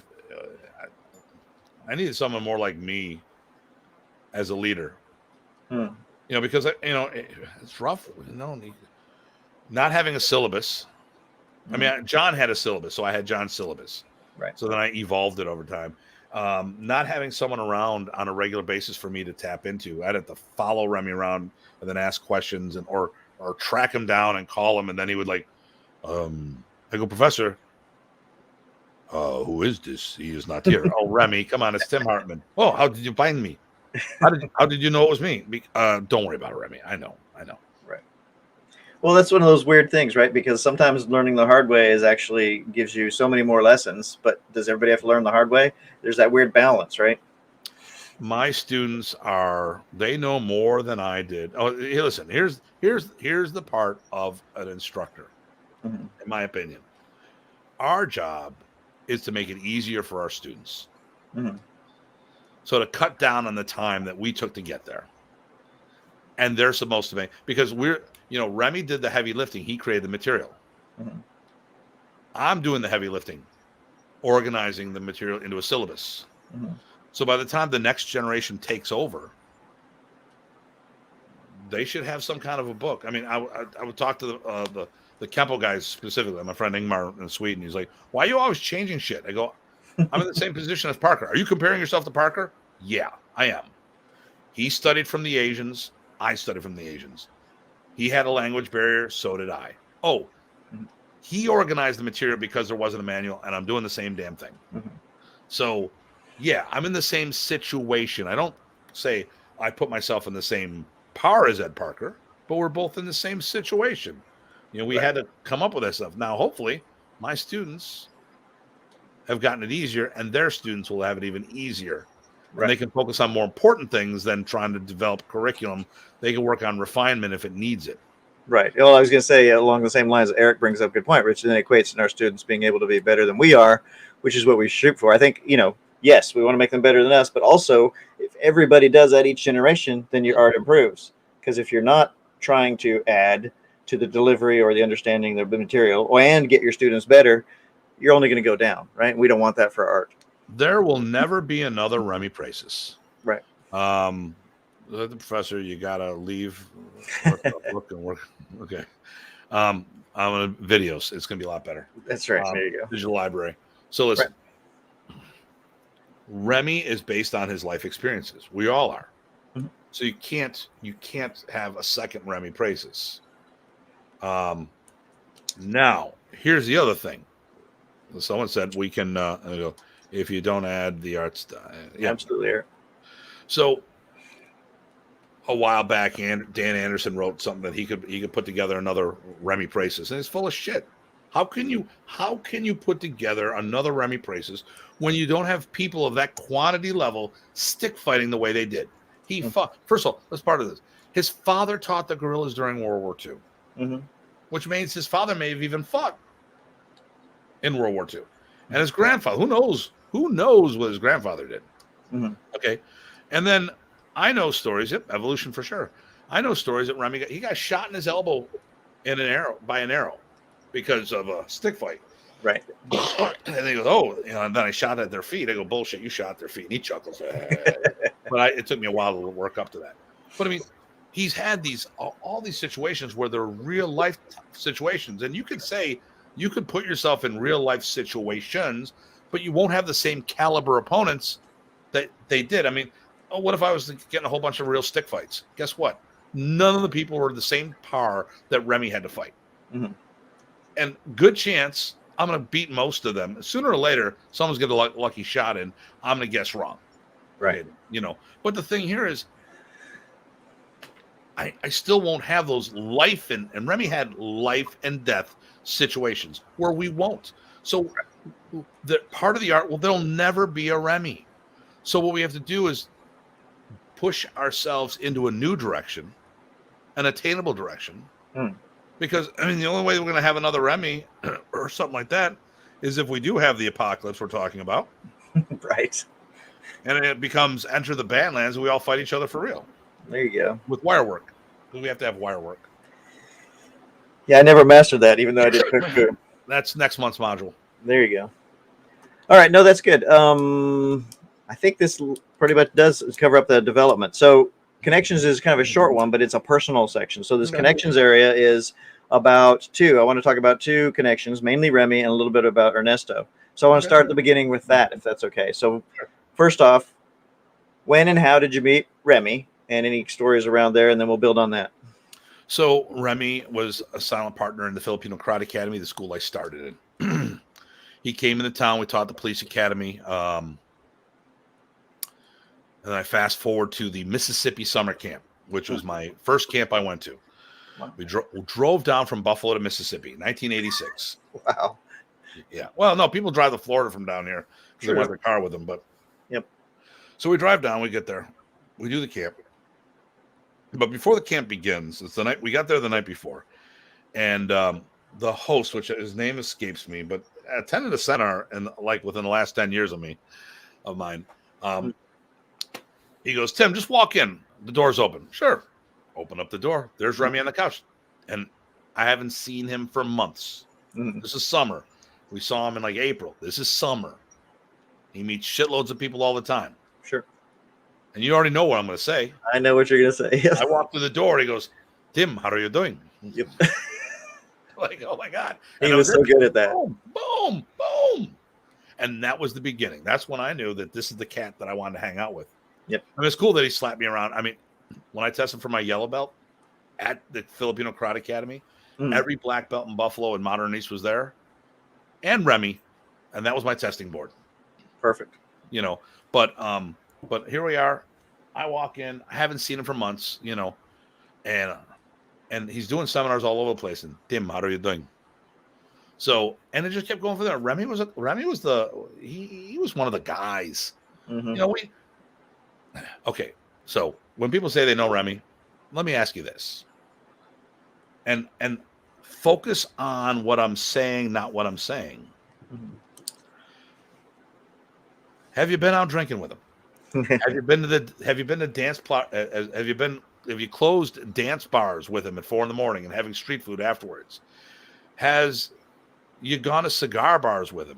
Have you watched him have drinking competitions and sucked on a half pitcher of stout in 3 minutes? Where the first glass doesn't even hit the ground because the guy who's having a drinking competition against had a half-hour head start because he's on the phone talking to his girlfriend. Have you been to strip bars with the old man? Okay. Have you been eating like figs? We're figs. Peas and F's are backwards. Figs, yes. We went to the Joliet camp, and he ended up rooming with me at the camp. We were staying at a hotel, and we ordered food. We had steak and mashed potatoes and all the fixings, and we had no silverware. We're back in our room, and Remy goes, Dim, we have no silverware. Yep. we will eat like figs. I'm like, all right, when in Rome. But I mean, Yep. and actually, that's part of Filipino. There's a food that you would lay out you eat that way. So I'm like, all right. Have you walked into a room with your roommate being the Grandmaster and see him hanging out in his Speedos? Yeah. Have you played tag with him in an airport pre-September 11th? And everyone, including security, looking at you two guys funny. The list goes on of the stuff that we've done. We're in Fuddruckers, which was a steak shop at the time. I don't know if they still have them out there. In Texas. And, okay, and he goes to the girl because Buffalo, we have Tim Hortons Coffee, which is named after a hockey player. You should date my friend here. He is Tim Hartman, the son of Tim Horton. Like having the Grandmaster try to hook you up. Yep. Have you also tried to date the same girl that the Grandmaster liked? That was Janice. That's one of them. Then there was another Elise, Kathy Sullen, Bobby's sister. Nothing ever happened, but we were both Remy and I liked the same girl, and I didn't. And then we walked in the room together. Oh, okay. Kathy, is there something you should have told me ahead of time? Okay, yeah, all right. So I mean, these are the things that happen with Remy and I throughout the years. Gotten a huge argument with him, a fight over the fact that he wanted me to move to North Carolina because he thought it would be because North Carolina was booming as a business. And he wanted me to move there. He gave me advice where to go because he wanted to see he wanted to see me do well. And I didn't want to move. Right. And that was probably our biggest fight. But I had fights with Remy. Why? Sure. Because we were family. Because he introduced me to people as his he would say, "Anak, come here." What up, that guy? And they're like, "What the hell's that?" I'm not. And the Pinoys were like, "He just called him his kid." They go, "Yeah," and they're all looking at me. I see it in the eyes. No, you don't, because we adopted you. Right. Well, I mean, that's Remy was definitely, like you said, one of the guys. I think lots of people had different relationships with him and saw some of that, but I can tell you, I personally didn't see all of that, or even a giant portion of that. I did see some of it. I remember when Dan came back out on the circuit. He was hanging out with Rich and me and Paul Jonulis, and a bunch of us had stories like that. And he just looks like I didn't have that relationship with Remy. I'm like, right. I'm like, this is what Remy wanted. And I'm not saying he wanted to go to strip bars and all these other places. What I'm saying is he wanted to be one of the crew. Right. And I remember he's a human like the rest of us. He loved staying at my house when the time came, staying here for days at a time, but when he first came in, he'd come into Buffalo, do a seminar and take off, and then things changed. And he talked a bunch of times about having a house here. And we were talking about having him moving in with us here because, prior to his diagnosis, just say, hey, move in for a month, hang out. We won't tell anyone you're here. Kick in money if you want, but train with me. And I mean, there were people where he did that part of it too. I know some people have some similar stories, but it would definitely, he seemed to prefer that. If he could have that connection with you, he liked it. If he couldn't, okay, he's business and good to go. Yeah. Okay. Let's see. Along those, so we talked about. I think you talked a lot about your relationship with him. And like I said, he had that kind of human relationship with a lot of different folks, and there were a lot of everybody's was a little different. You've talked about some of the things that you shared with him, and the whole breadth of material and the whole breadth of experiences. Do you have a sense for? You said some people didn't share those experiences, but even still, I get the sense that you have another impression about how you were a little different. Besides just yes, he called you a knock. Can you expound on that some more, or do you got anything else to add to that? You mean like my training and all that? Maybe training, personal, this is connections, right? So connections, Remy, personally, it could be with regard to training and personal student. It could be any of those things. Well, okay. So there's a lot of things I was there. And George actually made a good point, he was part of our crew and we were part of his, There you go. Nice. I mean, when we would go to well, here's the thing. I was part of his entourage. Mm-hmm. And what we did, and you and I talked about this a whole bunch of times, we hung out. Like when we go to a seminar, we'd hang out with everybody before, during, and after. Right. And a lot of people they're heading for the door, like, no. There's a whole social element here. Yep. You know. Oh, that's a good one. I didn't know that. That must be Jeff. Not officially, but I did some things for him. Okay. Well, yeah, I know some things. Yes. Yeah. But yeah, but I mean just a couple things here and there. But I also would do testings, and he'd roll into town. I'd give him a fistful of dollars. Like, what the hell is this for? Because I did testings, and you get a portion of it. Mm-hmm. So I did things that people weren't doing at the time. But I mean, you know, I was a student of what Remy did. I was a byproduct of the training I was Remy's student. Everyone else was built from somewhere else, and he saw that in me. He was a little defensive when I first started hanging out with Dr. G, because we got Dr. G and him to do seminars together, and I used to hear from Lori all the time. Lori was like, Remy's kind of worried about this guy, and it's like, because when I left John Bryant, Remy reached out to me direct. I'm a brown belt. He reached out to me directly for me to continue. Mm-hmm. Why would he reach out to a brown belt? It makes no sense. Oh, wait a minute. I was doing the art. Mm-hmm. And here's a thing that's annoys the hell out of me is, people we're talking lately now, because they're all talking about what the art is, and this person's the art and that person's the art. I go, no, you're the synthesis. We've talked about on the show, and someone recently said it the other day to me. Well, Remy was this great mixologist. Okay, so you're gonna mix Jack with everything. How many drinks can you make with Jack Daniels? Okay. What if you put in Southern Comfort? Changes the taste a little. Okay. But here, let's say whiskey in general. What happens when you run out of whiskey? Well, just put rum in. Is that the same? And the thing here is, what happens? Right now, everyone is that mixed drink. Who's supplying people with that untainted material or influence? I mean, look at H2O. What happens when you run out of H2O? How many things are H2O part of? And what happens when you run out of water? Well, can you mix something else to make the same formula? No, because it's water, right? I just burn hydrogen, but that's me. I had to get my chemistry humor in there. There's very few chances for that. There you go. When we're making colors, okay, red and green make purple, if I'm not mistaken. What happens when you run out of red? Remy was that. Oh, wow. My goodness. Look who just signed in. Hey, Dan, hey, we need to schedule you for the new year for a show. Absolutely. Good to see you, Dan. All Thanks. Right. We were talking about you the other day in Virginia, too. I was giving you a lot of props. I was covering that disarm just yesterday. Wait, Sunday was yesterday. Yeah, just yesterday. I have my ass off, Ty. Okay. Oh, nice. Probably. Well, he gets it. Yeah. There you go.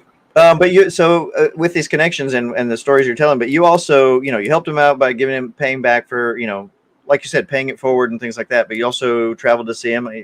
That's amazing that your first time meeting was in half the country away. But that was a regular practice, right? You traveled to see him and help him out across the board, not just camps, not just seminars, right? Right. I went to see him before he passed away twice up in. I mean, everything I did, I would go see wherever he was, because I would go see wherever he was. But I mean, I always made sure I was there to train. Mm-hmm. I didn't need to, listen, I told my, I didn't need to train anymore with him. I learned I had more than enough that if he stopped, right. But the thing here is that I like being with him. Yep. And why did I host a seminar? To see him? To hang with him. Yep. I didn't give a damn about those 4 hours. Those 4 hours were for all the practitioners, for everybody there who liked to see him. Yep. I had him there for like 72 hours or more. You know what? I'll take the 68 were mine. Everyone else could have the 4. Mm-hmm. I didn't need to have him in the Buffalo. I could see him anywhere I wanted. I could do whatever the hell I wanted to see him. But I wanted to be with him. I wanted to hang with him, and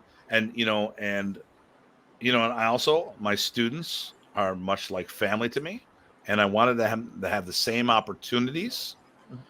And some of them chose to do that, and some of them couldn't do that because life took them in different directions. Sure. But the opportunity was there. I mean, I think a lot of people felt like Remy was family, but I think there's different layers to that and that connection, right? I wouldn't say the adopted sons because it certainly wasn't the case for me, but I did feel like he was family and I missed him like family. And I know a lot of people did. I get that. I'm not saying anything that everybody's experience was not the same as yours or mine or whatever. But what I'm going to say is I think that you'd agree. Professor was good about making you feel part of his life, and he would give it back to you in spades. Is that fair? That's just a mini me, Professor. There you go. I have better hair. There you go. Wait, I was the maxi me because I'm bigger than him. There you go. But you know what I'm saying? He'd make you feel like Remy, somehow family connection. Remy had this ability to touch everybody. Yep. You know, and only a few people didn't like him at the seminars. It was, you know, he got along with so many people. When if there was problems, it was usually people didn't understand why he promoted certain people or did this, that, or the other thing. But you know, I know some guys had falling outs with them, and part of it was because people were too young and immature and dumb to understand things. Sure. Oh, they promoted this person. Well, what's that have to do with you? Exactly. Well, they're higher. I'm supposed to be the top guy. Did they produce? This person's a third. Yeah. Aren't you a fourth? Yeah. So what's your problem? Right. You still outrank them. I got an idea. Shut your damn mouth. Train more and get another belt. People need to worry about their own selves before they worry about others. I remember one of my sisters in the yard. We tested together for one of our belts, and then we talked years later. We were talking about it, and she goes, "You know, I remember. Yeah, we tested for our this degree black together, and then you left me behind." I'm like, I didn't leave anybody behind. You stayed behind. That's right. Stop that bullshit. You know, Right. stop making others feel bad because you fell off the ladder. You know, Right. You know, I love people when they say, same person said, "Well, Remy gave me bad advice because they told to do something with their business." No, Remy gave you advice. It was up to you whether to decide whether that advice worked for you. And they're like, and Sure. he saw from somebody else's school something worked really well. Like, I'd love to see the same thing happen for you. It just wasn't feasible, basically, because of how it all happened. The person got a once in a lifetime deal, and that's not going to happen again. I get it, but realize where this is coming from and what Remy wanted to see good by you. And still, there is no such thing as bad advice. It's advice, and then you have to decide what works for you. Right. Unless it comes from you, Ty. There you go. Then Eric has another one, do the work, which, you know, I say a lot, but I mean, you've got to do your own work, right? Yeah. What other people do is all on them, not on you. What you do is on you. Yeah. Or don't do. Yeah. So last bit of connections with Remy, though, I want to get back to the title thing, right? So you talked about a bunch of titles when you did the quick introductions. I believe those are all titles that Remy gave you. So they weren't self-appointed. Exactly. Well, Grandmaster, Ernesto. Ernesto. Right. We'll get to Ernesto after we cover this one because that'll lead into it. But, Yeah. you know, so yeah, what do those titles mean? How did you get them? Some people have asked how much you paid for them. All of those kinds of stuff. Oh, we'll talk about Can we that. go through those? You know, walk through them.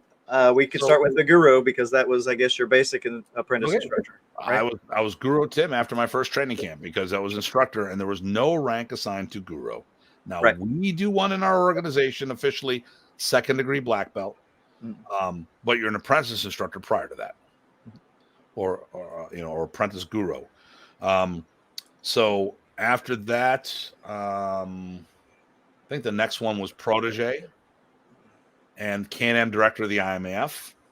So I was the Can-Am director of the International Mountain Race Federation. He wanted me to go into Canada and help develop stuff. But that was a branch of the IMAF, not separate. Yes, I did not leave, like Dan Anderson said in his book. Dan needs to vet his material much, much better. I didn't leave Canada, go to Canada to leave Remy. I mean, first of all, it's around I'm 10 minutes away, you know, and I lived here in the States. I would go there, come back. And we only needed a driver's license back then, and not even photo ID. Actually, as a teen, I went over. I didn't need any ID. And then okay, stories on. I'll have to log off. Yep. Talk to you later. See you, PG Sam. So, so at that time, I started becoming the official forms instructor at the time. But I mean, we started putting a website together and stuff like that because the internet was very fresh. Most people didn't know it; they didn't understand it. I remember that. I had a newsletter. I was about organizing stuff, and I told everybody who was a member, listen, you don't have to be a member. You don't have to be a member. Right. But we do have a fee if you're going to be a member, and this is what it goes for. Which paid for web hosting and development and stuff like that, because at the time that was expensive, and we put a directory of schools together so you could actually go. You could have an online listing of schools and seminars, your own seminars, as well as Professor Price's seminars and camps. And then from there, and I was pretty much the forms instructor from about 94 on. When was the ping pong? I'm going to say around 94, 95. Okay. We went to see Remy at Chuck Goss's. And so I'll tell you the name. Tom Bolden started using the term Punong Guro. And I'm like, well, what the hell is that? And I said, well, I asked Remy without referencing what Tom Bolden was doing. I said, what's a Punong Guro? He goes, you are. Well, what do you mean I am? I'm not asking to be one. I don't want to one. No, you are one. He goes, and it happened to my friend Rudy up in Toronto. Rudy was Guro, and when he produced his first Guro, he went from Guro Rudy to Punong Guro Rudy, or PG Rudy. So, when you're a teacher, you're Guro. When you produce teachers, you're PG. So in our organization, we do PG at 5th degree black belt, and one of the requirements are producing black belts. So all of our PGs have produced a black belt or contributed to it.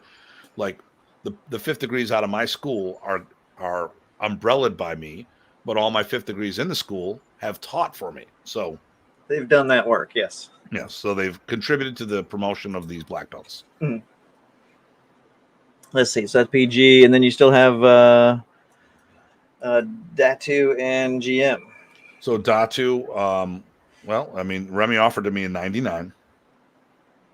I turned it down because I wanted to do it with a test. I was going for my 6th, and I didn't want any political nonsense, which is funny because I did a pre-test in Texas, and Mark Lynn had told Mike Alfano, "Oh, Mike, you did a great job, but oh my God, I didn't know Tim was that good. We thought he was a political black belt." I'm like, really? Really? I've got a cadre. I've produced over 20 black belts, and then you're really going to question, what's going on? And by the way, I have not paid for any of my Modern East black belt tests. And at the time, they're only $30 at the time also. Right. So it wasn't even, it wasn't something you would sell to make money. Yep. Unless you tested outside of camp. And then outside of camp, there could be a higher fee. So that's that. And we get this question a lot. I think you've already said it. Maybe why don't you put a link in the thing about what Datu means? But if you had to sum it up real quickly, what would that be? Leader of the tribe, which means you have to have a tribe. Which I did my own, because I already had a network of schools that were going to Remy's at camp. I mean, we would come rolling 20 deep, 30 deep at camp, with associate people that chose to hang with me, like there was multiple groups from London, Ontario, Steve Scott's school in Indiana, Ted Reddish's school and Paul Johnulus. There was a whole bunch of people that just kept hanging with me, and Tim Murray out of Chicago and his crew. So you would see a big group of people hanging with me, and so I had my tribe inside of Remy, but it wasn't to compete. It was to augment and enhance what Remy was doing. So, and, if you listen to what Remy said, or I don't know how much I buy this one, Dieter made the comment that allegedly Remy told him that he would pick his successor from the Datus. Now, I don't know about that. I mean, Remy said a lot of things that were business oriented. Mhm. But the thing here is, when it comes to me, I didn't care what he said behind closed doors. It was always about what he'd say in front of a room full of people. Like, an example, when I tested for my black belt, my sixth, he made a big speech about how this is 2000. I was the highest tested black belt in over 17 years, which went back to 83. That's 17. That's not over 17. That's 17 years. So it was the highest test. Probably it was the highest. Good chance it was the highest test since he moved to the States. Not the highest promotion, but the highest test. But he also said it made me the highest ranked American. Now, I remember all of the would-be masters of Tappy were there except for one, Brian Zwolinski. And I remember he cried foul because he goes, well, what about Dan and what about Sifu Lowry? Well, they were both retired, including the point where, as a fifth, Remy made a comment at Carl Minkles, who's been on the show, said, hey, Tim is the highest ranked American. And I walked up to Remy afterwards and he went like, what about Dan Anderson? He looked at me, smiled, and gave a little chuckle and kept going. Because Dan, in 96-ish, at a seminar, said he had retired publicly in Detroit. Funny how your words say these things, What am I supposed to say? I mean, but Remy would sit there and say, Tim's the highest ranked guy. Well, was that when you got Datu, or is that later? That was before I got Datu. Remy said at Carl Minkle when I was 5. Sure, no, but I mean, as far as your sixth and you were tested, was that the same time as Datu? So here's what happened. In Michigan, now listen to the whole thing because I know someone's going to take a point at this. One, after I get promoted, Remy makes a big thing about 6th degree and all this other stuff. Okay. Then he goes to me after hours. He goes, you are now a Datu in their eyes. And then when I went to the month later, when I went down to Tucker, Georgia, that Bob Quinn hosted the camp down there, he introduced me as Datu Tim Hartman. Plus, my black belt diploma has Datu Tim Hartman on there. Well, I like your idea of what he says public being the record, because that you can point to, right? You got witnesses and all that kind of good stuff. That's much more. I mean, as you said, Remy did say a lot of encouraging and a lot of business things to people, but what he said in public was kind of much more accepted. Listen, at the end of the day, we also didn't understand what he said. I think there's many people who have there's people who have unintentionally misinterpreted what he said. I think there's just as many, maybe even more, who have intentionally misinterpreted what he said. Ran with it. And I said, oh, well, he said this. No, what he said was, oh, if someone gives you grief, use this title. And, of course, the person leads with that title. No, that's not what he said. Right. And I think, and once again, I know better about Remy now after going to the Philippines. Right. Well, and I can appreciate that, because living in Malaysia, there's a lot of cultural stuff that I got with Remy right off the bat that people didn't know. So I feel you exactly, for sure. I don't know what that means. We need a little more. Or it's or that's a spam maybe. Or a spam or a bot or something. Yeah. And then so that leads us into, and this actually I'll just let this go as one big line question, because it'll touch to the other side. The last title you have in it was given was Grandmaster, and that goes into Ernesto. So I'd say do the Grandmaster one, and then maybe you can talk about how you met Ernesto and what your relationship was with him. Okay. So in 2007, I went to the Philippines. Ernesto told me, fly to the Philippines, I'll take care of everything else. Okay. And then I got there. He flew me down to Negros from Manila. That was during his camp, right? During his camp. It was a 2-week-long camp. I was only there for a week. I did the camp, fed me, clothed me, gave me a uniform with my name on it and stuff. Right. With the rainbow trim and oh yeah. Red, white, and the multi-color trim. 3-color trim. The first one was the red and blue one. That's it, yeah. The second camp was the black with the yellow stripes. Okay. But he brought me there. Gives me enough sticks to open up a school. And he goes, Tim, I can promote you in my art, but I can't promote you in my brother's art. Makes sense. So he promoted me to 9th degree and Grandmaster with the intent to promote me to 10th degree, but he passed before that could happen. Now, fast forward to the 2009 camp to prove that it wasn't a rubber stamp. I had brought four black belt candidates that got from the lowest, which was Craig Mason at the time, 1st degree black belt, all the way up to 4th degree in combatant. Nice. Okay. So I trained them hard. Mm-hmm.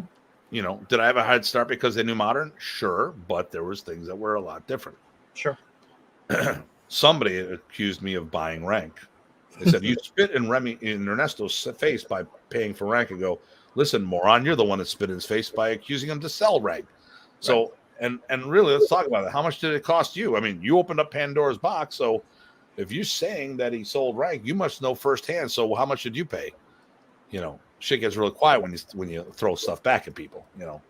And you paid a trip to the if that's how you pay for I flew to the Philippines, everything else. Okay. But if that's how you buy rank, man, sign me up for more, because man, it sounds like he took care of you for sure. He took care of me, you know.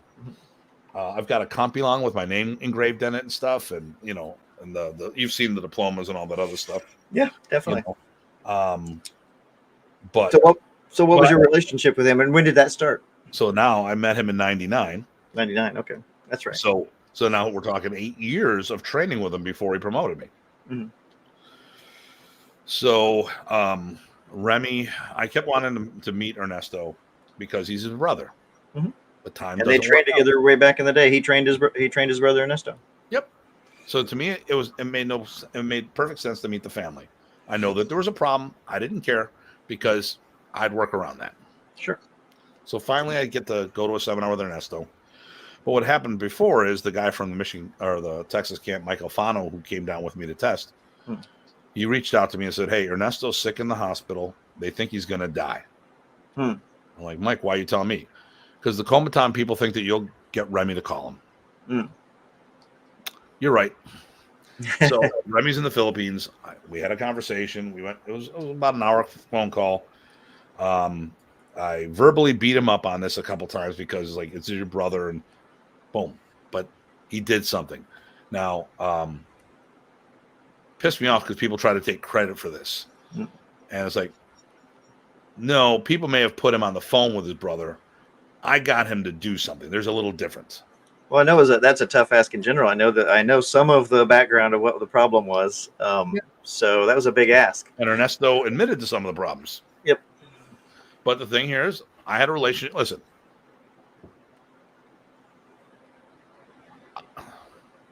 I didn't give a damn who the hell Remy was. Mm-hmm.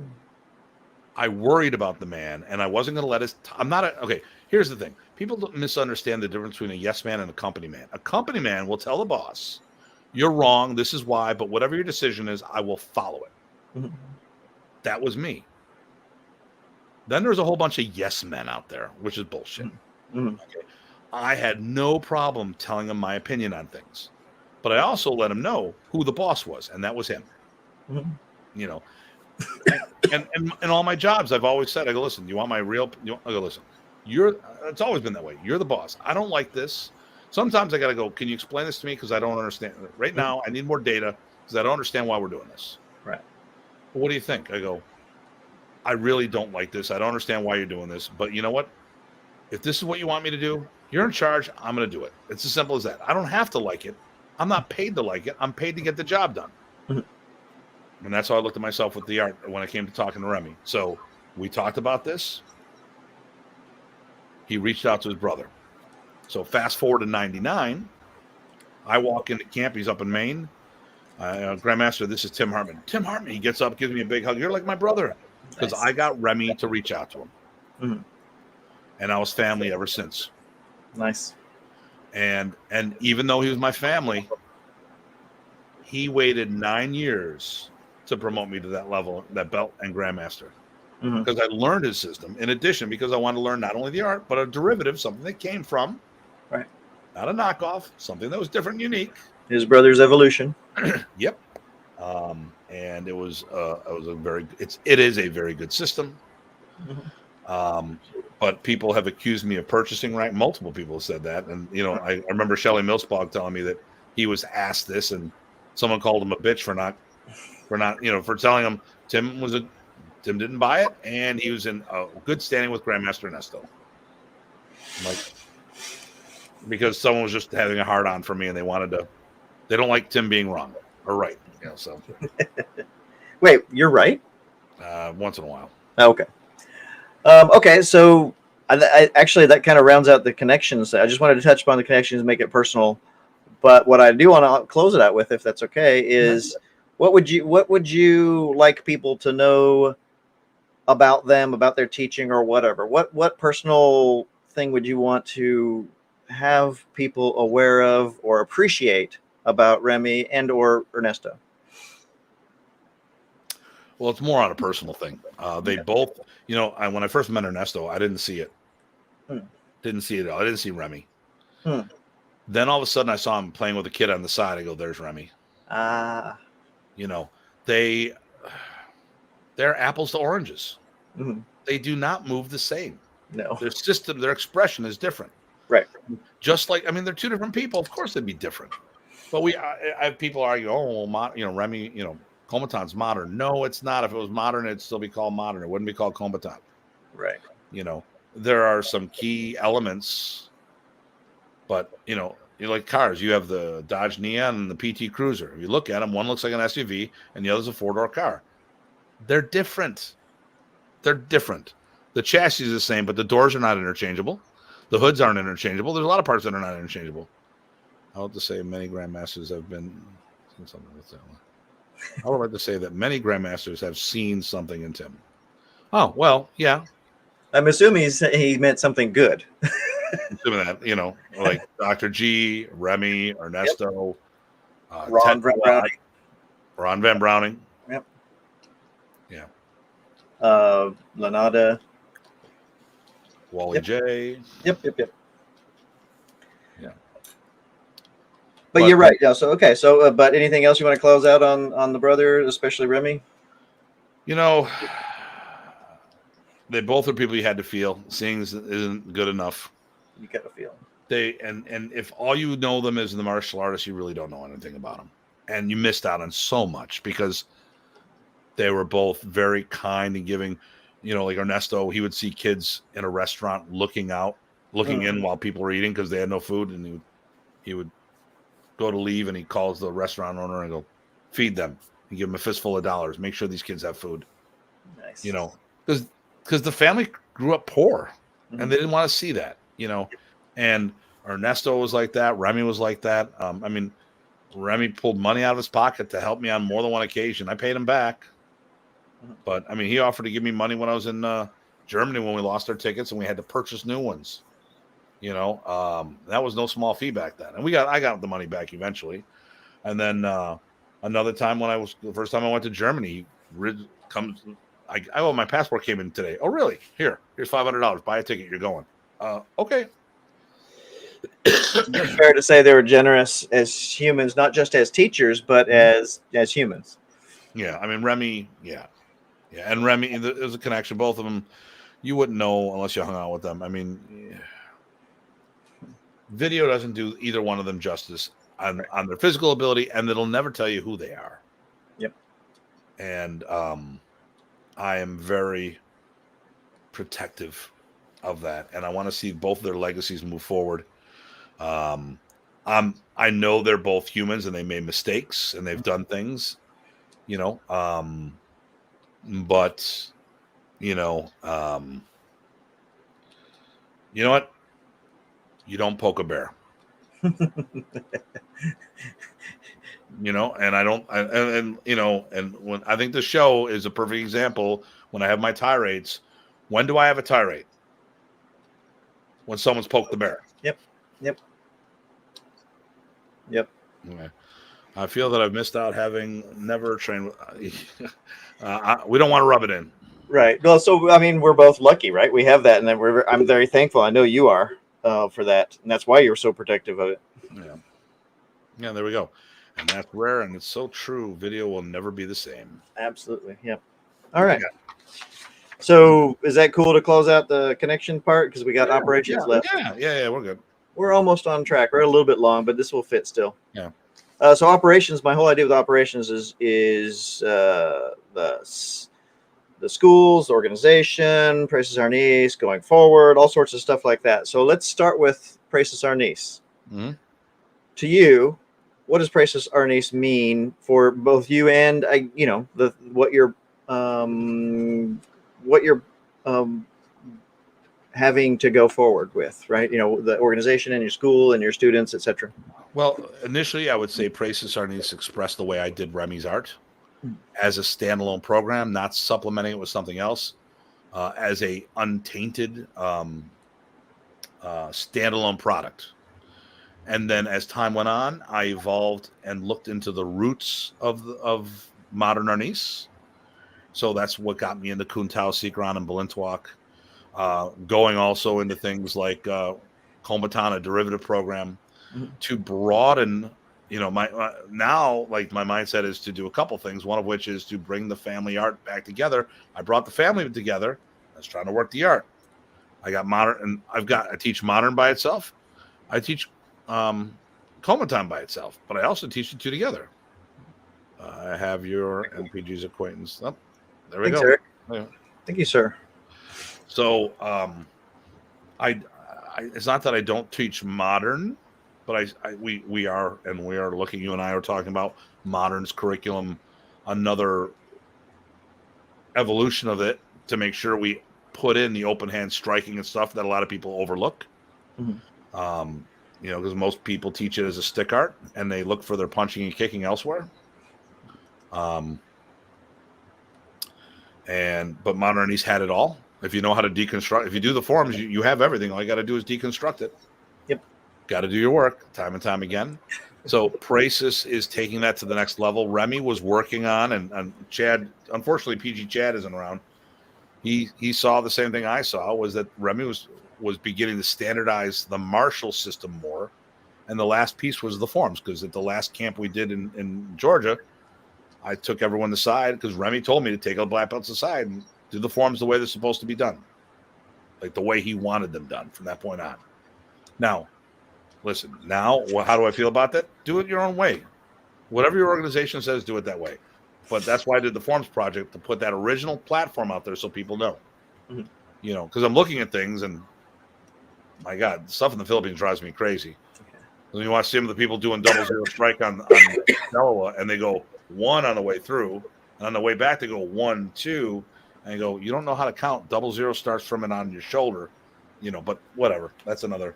Or they poke as opposed to cut up and all this other stuff. But if that's the way they want to do it, by all means. But that's not what it was. And we need to have it for what it was. We need to have a fixed starting point so we can know where to evolve from and do stuff from. So my goal is with Praeses is to bring the family back together. My other goal is to have the program as a standalone. Is Kombatan a good place to find? It's not a bad place. There's a Spotty Daga in Remy's program. He didn't do much with it because, well, it was more lethal. Mm-hmm. I mean, really, what's the goal? You're supposed to kill people. And Remy really tried to stay a little away from that. He did more Bastania Daga because we used to stick. He didn't do a Daga. But I mean, and I think the Kombatan comes from lightning anyways, but that's another story. Mm-hmm. Or the stick and dagger from Kombatan comes from lightning. But we do that. We do the elements, and I like it. And I think it's, I think bringing them back together, they complement each other very well. That's a good word. Compliment. I like that. Listen, if you're a black belt in modern, you could get a brown in Kombatan and vice versa, but you will not. It's not the same. Right. And both brother would let you slide on the body mechanics. Yeah. Remy would let people slide because of the art within your art. But I know what he wanted for physical expression. Mm-hmm. All you had to do is watch him, and they count for his gout. But yeah. And Ernesto, I tell you what, man, he made those. He did it to augment other people's systems as well. But he just sat there and said, "You do your open hand combatives, but if you're gonna do the Kombatan, it's got to be done this way." Mm-hmm. And he was a little more rigid on how the expression was. Yep. you could innovate from there. But I mean, you know, I also think a lot of people look too much in the angle. I was watching someone recently doing a video on one of our Sinwalis, and I'm like, and they're talking about the application of a Sinwali. I'm like, oh my god, it's a freaking drill. Drills are not combative. Drills are about skill development. Stop it. It's a damn Sinwali. It doesn't have to have a combat application. I'm not saying you couldn't put something together, but doing Right, super just with twirls and all this other stuff. Oh my god, that would be exploration, not you know, it's like it's a Sinwali. It's like jumping rope. Come on, get over it. right. Let's see. So that was some of the things I was going to cover with his operations. So that's the background of interpret Precious Arnis. Now we talked about earlier. You know you've done a lot of seminars.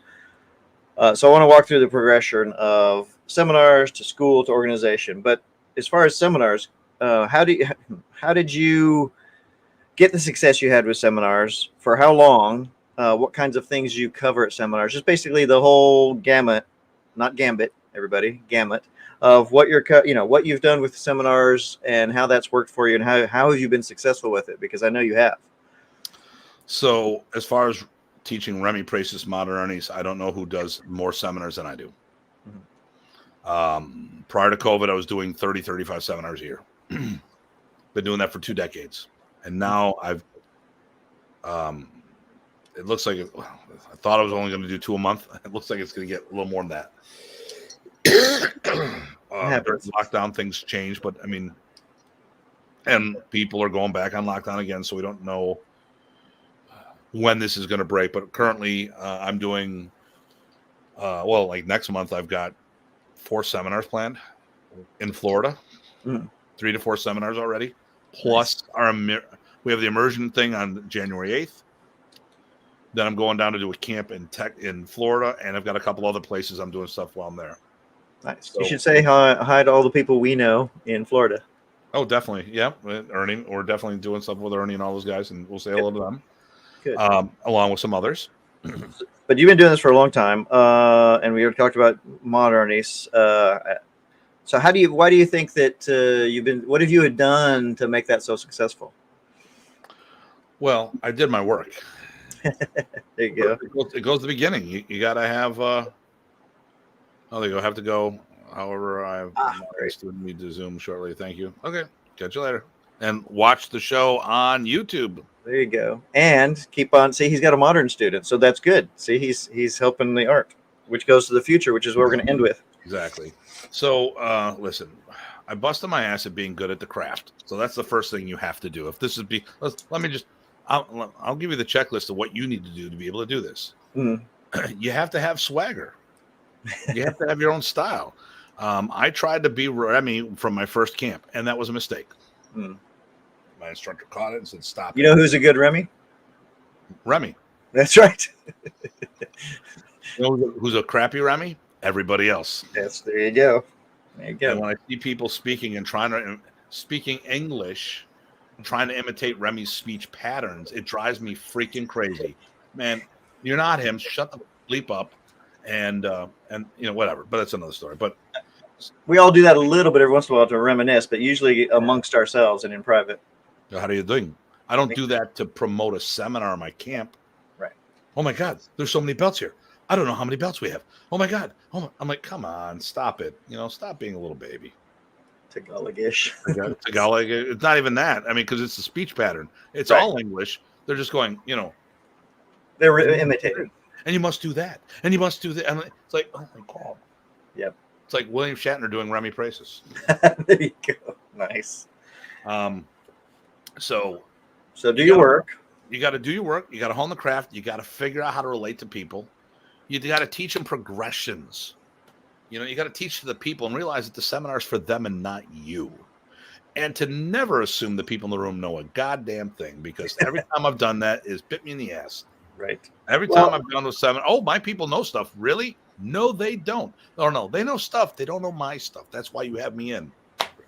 I would say one extra thing. You have to get, in some way, shape, or form, the business side of things, which too many people don't get. That's because the dialect in the region of the Philippines captures the essence. There you go. That's recognizable for sure. But you see what I'm saying? The business side, you got to get that piece too. And I think that's, since you do that fairly naturally, I think there's a lot of people that try to do this that don't. I mean, I admit I'm not a business person, but I still get out there. You know what customer service is, though? Yeah. Simple. How do you want to be treated? That's how you treat people. Amazing. Look at that. That sounds like rocket surgery to me. That's like the golden rule, do unto others as you want them to do unto you. Right. Not trying, So you need to advertise. You need to be visible. I did all this stuff long before. I use catchphrases. Here's one that people said, "Oh, you're not doing Modern East anymore." Why? Because your flyers say limb destructions, Kali, and all this other stuff.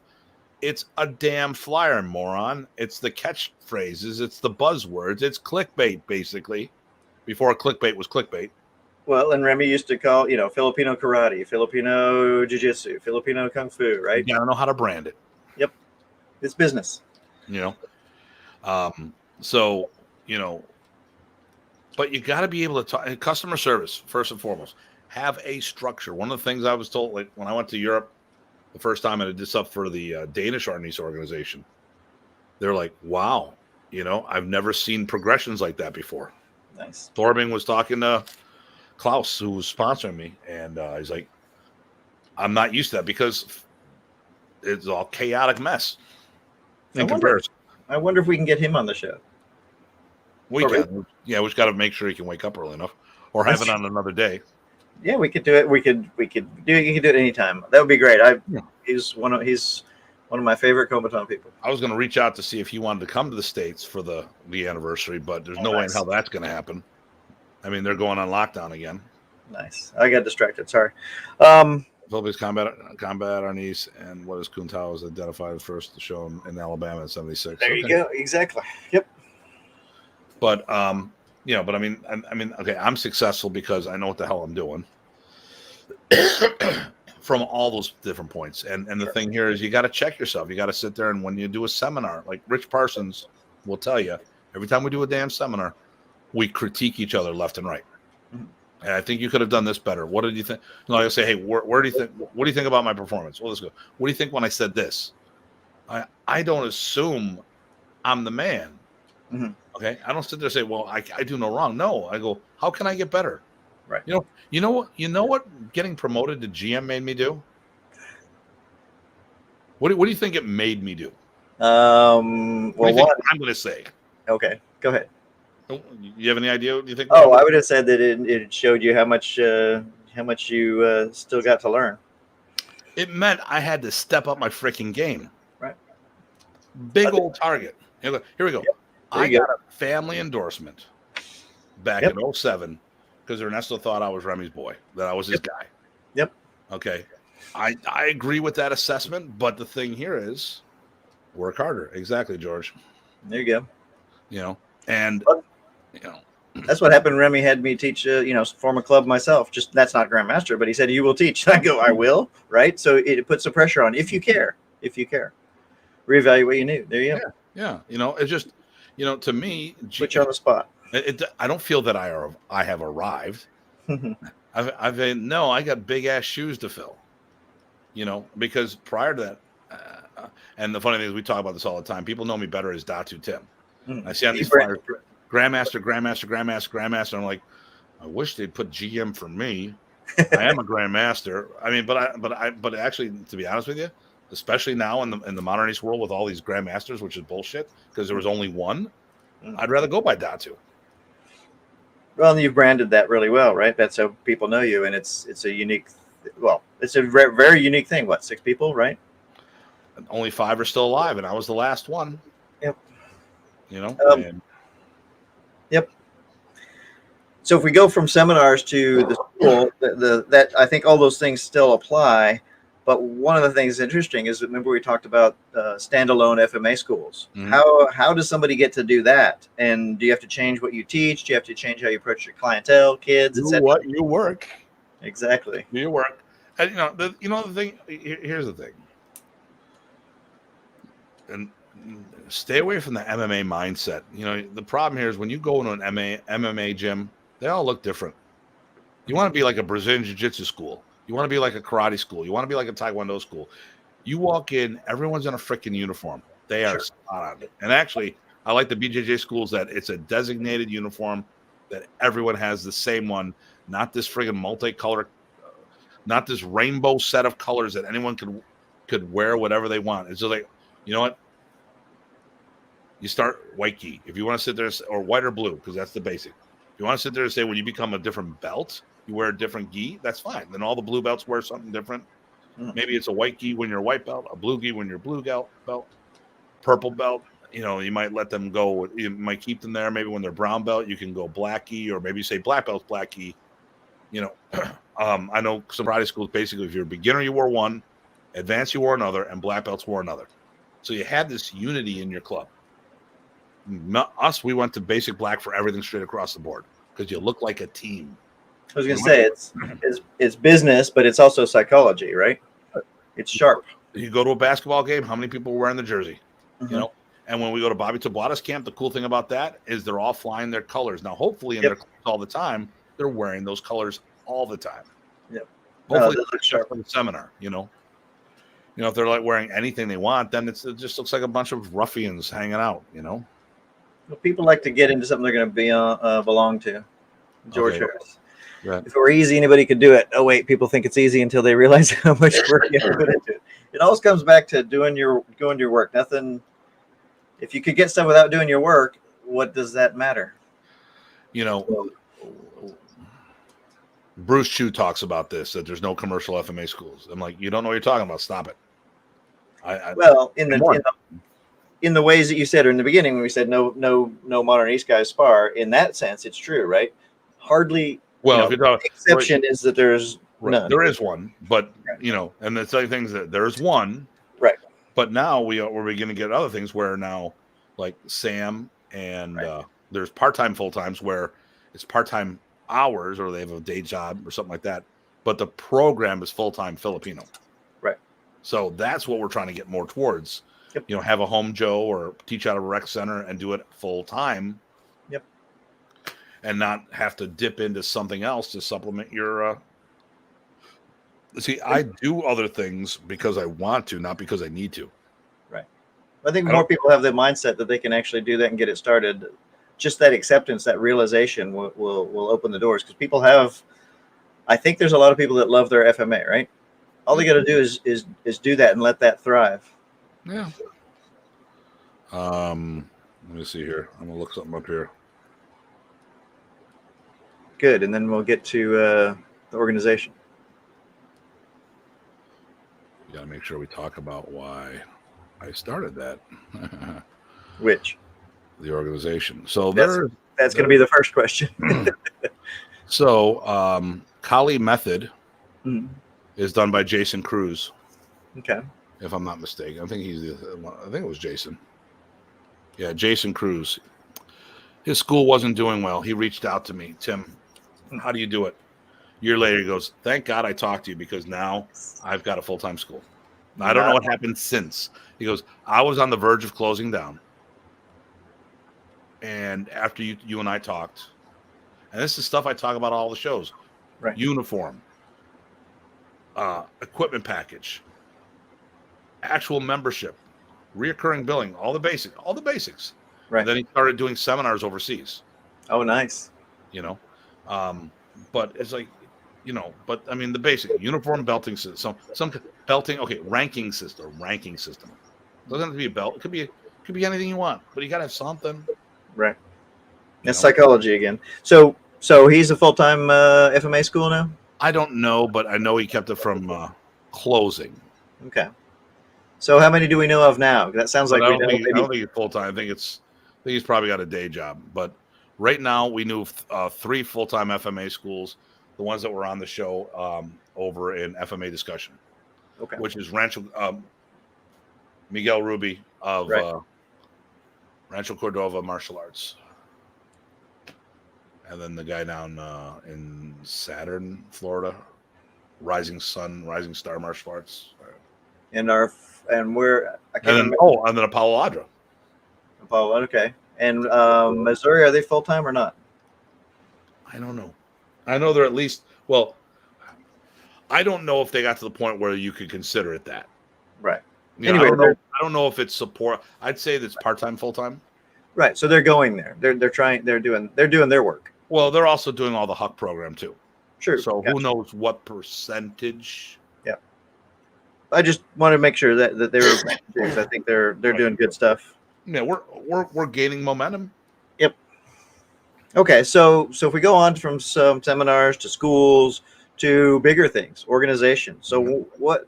First off, actually, the first question is not why. First question is what is the WMA, and then it's why.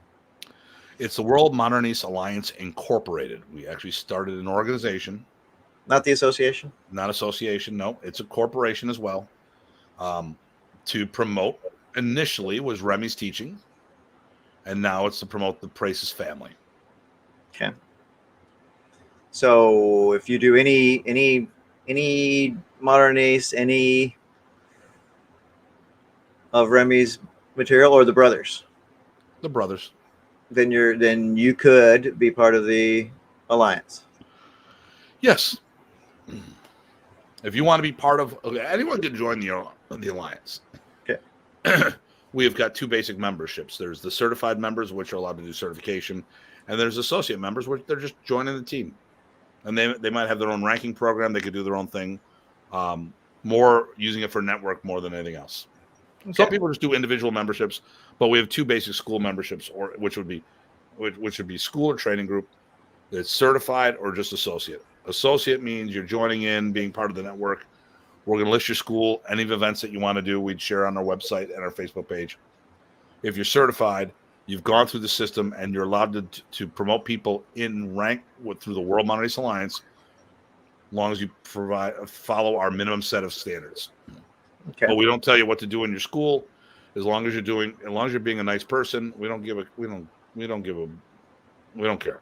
You know, if you're being, listen, if you're not doing anything illegal or immoral, we don't care.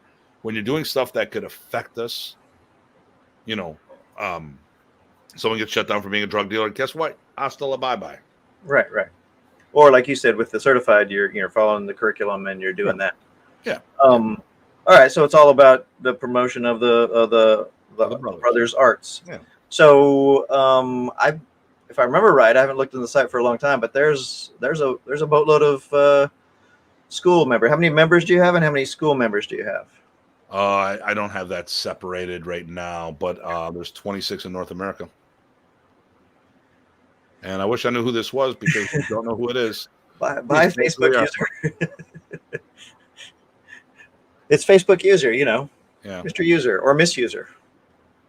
I don't know if that's saying hello or saying goodbye. I think it's probably bye. So how many schools are on the website? That's a first start. I think like 26 in North America. I actually have to put another one on today for Canada, 27. Nice. And but we have worldwide members too. I think we're right around 40. Nice. And then do you have a ballpark figure of just personal type memberships? Sorry. No, that I haven't been focusing on that as late. Oh, okay. And then Maria Aquino says hello. Hey Maria, how you doing? ¿Cómo está? No, that's good. So we know what the organization is, and we know why, what its purpose is, right? And you've got member schools all over North America and the world. 40 on the page, and we're adding more all the time. You also have a governing board. So what the heck is that? How many are on it, and why? So I have 4 people on the board. Well, I've got a couple different boards. Okay. Actually, there's probably the advisory board is in addition to yourself, Jeff Leader,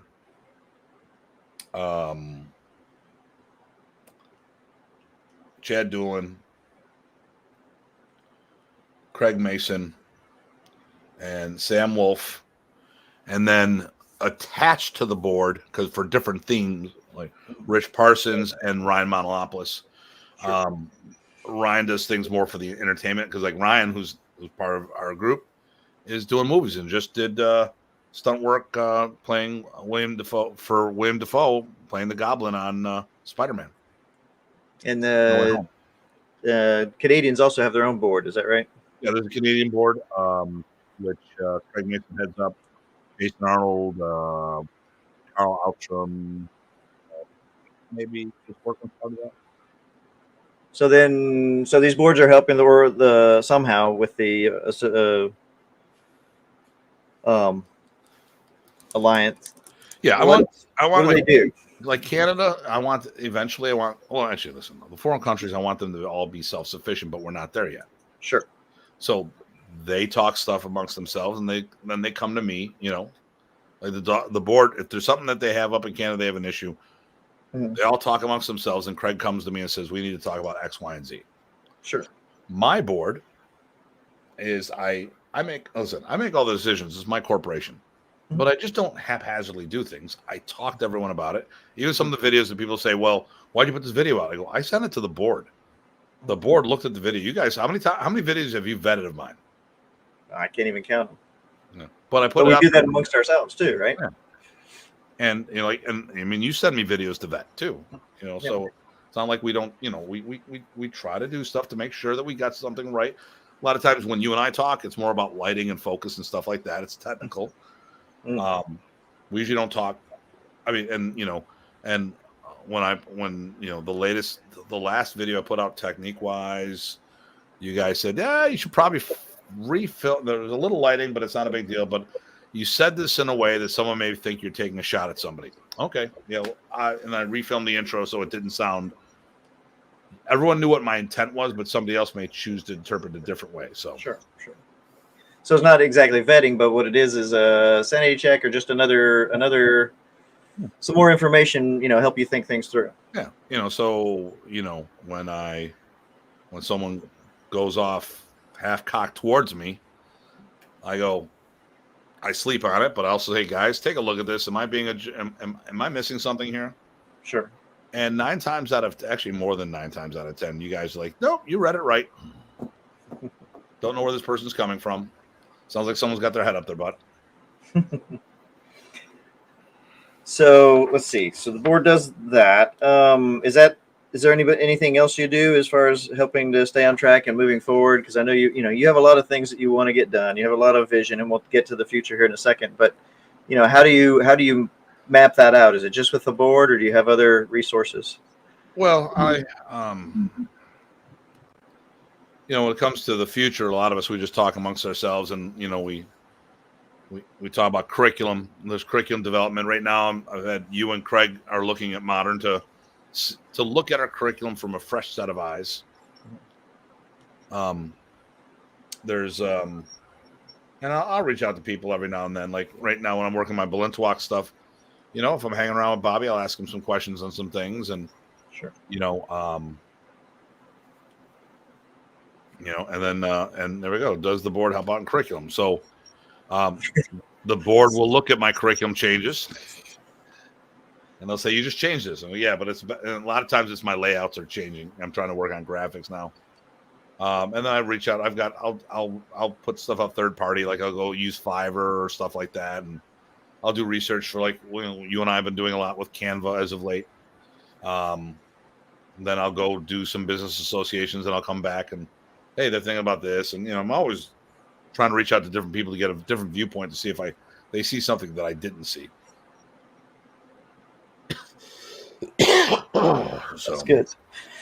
I was looking at my last little questions here. You already covered one of them, so that's good, which is the helping out others with martial arts careers. And I think we covered that pretty well. Plus, people can go back and check the FMA. Professional stuff. One of the things that we do in our organization is I lay out how people can do this themselves if they want to do that, and that's what we do for our members.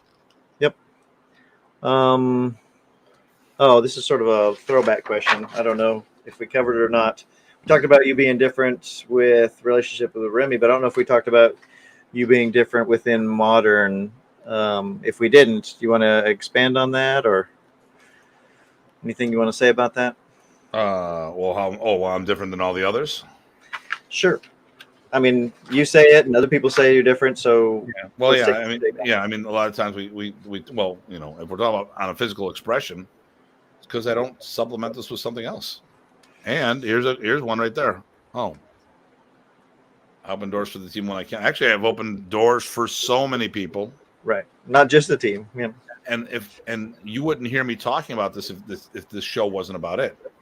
Right. Dean Franco just the other day on FMA Discussion talked about him and Chris from Vulpus Blades were talking about and then Jack Latour chimed in about how many opportunities I've opened up for many Filipino martial artists. Sure. Well, I think it's clear you love FMA. Is there anything else to say? And when Chris was talking about it from Vulpus, he's like, I'm waiting for the what's his catch? What's his catch? What's his catch? Oh, dude, he just likes helping people. Yeah. Well, we've talked about this before, right? If FMA does better, that still helps us do better with our piece of it. A rising tide raises all ships. There you go. And until people realize that, if you don't know what that means, then there's nothing I can help you with that. All right. Before we get to the future, then, so as far as operations go, anything else you want to say about what you're doing? Not thinking that we're going to get to future in a little bit, but anything you want to say about what you're doing, what you have done in operations, or even just about Modern East, FMA, or martial arts in general. Well, I mean, we've done a lot of things different in our group, but I think because we've gone in multiple directions. Like we worry about the art, we've done the art, we've done the sport, we've done combat. Mm-hmm. We're in police academies. We're in the Virginia Police Academy. You're part of the team now.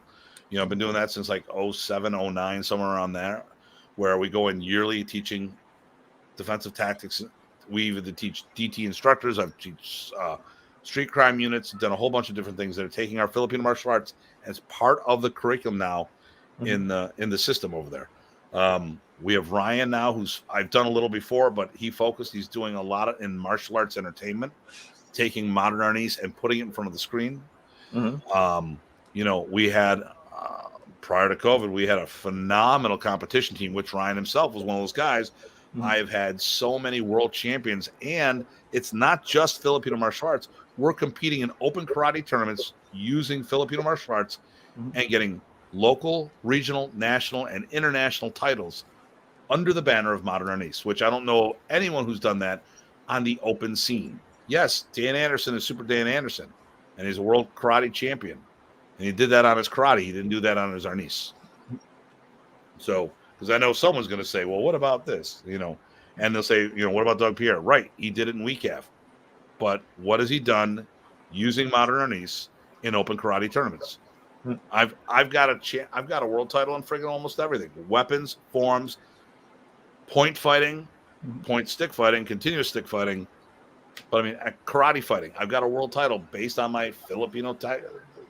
I'm the world Seekeron champion from the last games. And there was a point fighting tournament with punches and everything against seasoned guys. And I really did it with my modern Arnis more than anything else. Because in Seekeron, the only thing I really learned was to add one kick in, and that's the be a kid. The be a kid, right. Everything I already had. I mean, right. I went to Seekeron and Kuntao as a grandmaster already. It's not, it's not like I didn't have anything. Well, I think when you add things on after you've been doing arts for a long time, you're really probably the best thing you get out of it, and maybe you can correct me if I'm wrong, is understanding your core art better. Yeah. Well, I mean, and that's it. The big thing for me was looking at my roots to get a better idea what's going on. Yep. That was huge for me. All right. Two other things. I forgot 2 questions. Sorry. Before we get to the future. So what do you wish people would do or know? Will do. What do you wish people would do with respect to modern Arnis?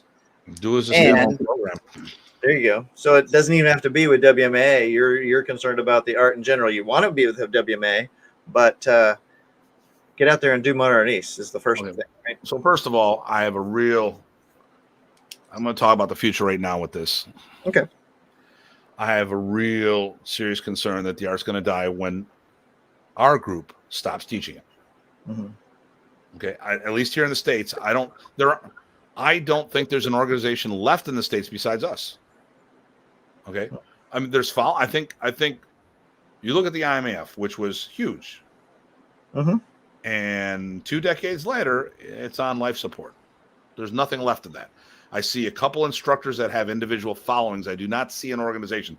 I don't see a headquarter. I don't see if they were all that in a bag of chips, they would be traveling. The situations would be reversed. they would be the ones doing 30 plus seminars a year, and my organization would be on life support. That's not the case. They ground that into nothing. All 7 of them contributed to grounding that into nothing. Jeff left first. They had a split, and there's been splits ever since then. But the 7 of them collectively grounded into nothing. That's my personal opinion on things. And they can't blame me because I left. I had nothing to do with that. They did that all on their own. Of course, when I left, 35 black belts left. After I told them to stay where they are, they all left anyways. Or some of us went and were hermits. One hermit, yeah. Because the question is, if you felt warm, fuzzy moments there, you would have stayed. You wouldn't have left. Right. Okay. If you would have felt welcome, you would have stayed. That's not what happened afterwards. Right. And since then, there's been a whole bunch of stuff. Yes, after Professor passed, how many seminars and camps did the IMAF do a year? And when did they stop it? Well, they're still trying to do things, but organizations are like leaves in the tree. As soon as it withers, it dies. The most part, yeah. Here's the and it was fated because when the head of an organization passes away, it was going to fall apart anyways. The only reason we were together was because of him. Yeah, he was the glue. He was the magnet that pulled us together. Yep. But they I've seen a will. I don't know why anyone didn't execute it. And I've known all the stuff that's been said by others, and consistently there hasn't been a warm fuzzy. It was more of alienation and stuff like that. That was on them. So to be honest, I mean, and like I said, I'm not going to take a shot at Bruce Chu, but what kind of following does he have? Does he have a following to keep the art going? And Dan has one school, and Brian teaches out of his basement. If we were to stop as an organization tomorrow, and all of our members were to stop, what would be left for Modern Ace in the United States? So I don't think there's anything left. What do you think about that? I'm concerned, even with, right? I'm still concerned about. Well, even with us on board, yes. Right. I have a concern about who's going to carry it on and all that good stuff. So, and in the right way. So here's my thing. Because of this the way I feel. All right. What's this one? I live the life of Gilligan due to my being the Robinson Crusoe of the Filipino martial arts. Okay. So here's my thing for the future. Do it. You know what? Join up. Okay, here we go. Do it. If you can't do it, join somebody else. If you can't do that, stay out of the freaking way. So do it. Join with us. Give us a shot. Well, or do it yourself. Mm-hmm. Oh, wait a minute. They tried. They failed. Join up with us. Don't want to do that. Fine. Go ahead. Stay out of my way. There's the third one. Right. Get involved. So everyone's got to do it. That's what we need people to do. It doesn't matter whether it's with me, with Chuck, Kenny, or on your own. Start doing stuff. Get off your ass and get it going. So that fits with my saying the best modern East is for you is the one that you'll do. Then my plan on being a Dr. G and reaching it well into my 90s. Okay. Teaching it well into your 90s. Teaching. Okay, got it. Okay. Yes, you're going to be Dr. G for him and teach into your 90s, okay. Maybe hundreds, right? Okay. Well, I'm going to be around for 150 years, so. There you go. That's what I said. I'm in my middle 50. That's right. That's right. I'm in my second wind. Here's the thing. I'm hoping that the anniversary camp is going to be a shot in the arm. Mm-hmm. I just got another school confirmed today that they want on that put them up nice. on the website. Nice. So that's another school that's taking us up on things. So I think a lot of people are going to be there. I know I've got three of my students testing, and I don't know who else are going, and I'm not the only one. But the thing here is this: we need to join an organization. I don't know. I feel joining an organization would be the best. And why do I want you to join with us? Because we're not going to tell you what to do. We're only going to tell you what the criteria is if you want to get certification through us. But as a bare minimum, you get the links on our website, which means you're part of a global directory. that people look at all the time. I mean, for decades, all the way back to FMA Talk, people would reach out to me. Do you know a school in this spot? Do you know a school in that spot? And if you got Remy Price's roots in you or Ernesto Price's roots in you, you could easily be part of our group and just use it for networking alone. Mhm. That alone, we would be stronger. If we had listings for schools in every state of the United States, and linking back, of course, well, how much more? I mean, think about that. If we had one school in every state, 50 schools teaching Remy's art, what could we do with that? I think we do a lot with that. Yep, I think so. You know, here's like the thing that pissed me off. I produced 21 black belts. Okay? While Remy was alive. While Remy was alive. Okay. I like it when you go on a rant like this. Of course he does. And Ray Terry. Yep, that's true. I remember Screaming Digest and all that. Yep. I didn't play much with that, but the thing here is this: I did 21 black belts while Remy was alive. If tested through him. So there was like five people that were leaders, really. Mm-hmm. Well, let's say I told you we had 11 groups going at the same time. Mm-hmm. If every group produced 10 black belts, we would have had 120 black belts because there's the 10, and then they all produce 10. Just in the Buffalo area. Just in the freaking Buffalo area. I go, we got people claim to be grandmasters of the art that haven't produced a black belt. We have people that claim to be the equivalent of a grandmaster of an art that were only black belt for like 5-6 years. Come on, let's be realistic. I would just be happy if people that trained Remy, experienced Remy, and produced things while he was alive would, at least, if everybody had done that, had done 3, I'd done 3. If everybody had done 3, the whole art would be a much better place. Oh my God, yeah. But I mean, it's like. And I started late. I know there's a ton of people who started before me. Yeah. You know. All right, so that's sort of the future of the art rant. What about future for you personally? HMA, WMA? You're not retiring tomorrow. WMA is not shutting down. What's going on? We'll just keep going in the future. We have a headquarters. We're bringing more people. We're doing an immersion camp in March. Actually, you're part of that. March, where people are going to stay with me for a week, and we're going to train and level them up. And we'll start doing that for more and more people.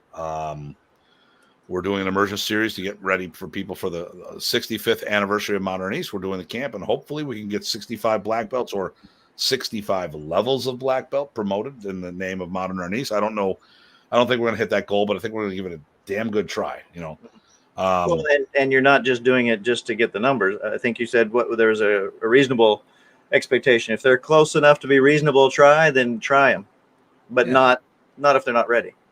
Correct. We're not just going to promote people for the sake of promoting them, right? But we need to get. We're taking a slightly different approach. I'm focusing a little more on modern platform, a little, and less on the prices at the moment, for our members, because that is a gateway program, and I want to help those people out first. And then the next step would be trying to show people how to do a fusion school, and have maybe a blended curriculum. We've had a few schools that have been very successful with that. And then eventually get to the point where we can have standalone clubs, even if it was part-time, full-time job, or, you have a part-time school with a full-time prices curriculum. Mm-hmm. We've got some video projects that are coming up. Some of the stuff that I've done, I've got the Modern East University, I've got Modern East Minute, I've got Modern East Forms Project, I got FMA Professionals, I got FMA for Children, which I have to go back and do more. COVID has definitely thrown a lot of wrenches in the mix. Mm-hmm. So it's slowed down some things, and working on the house. I've actually staying home I'm understanding more things with the business now, which I'm doing a better job and becoming more efficient. And that means I can share more lessons with my students on how they can be more efficient and make a better product. Nice.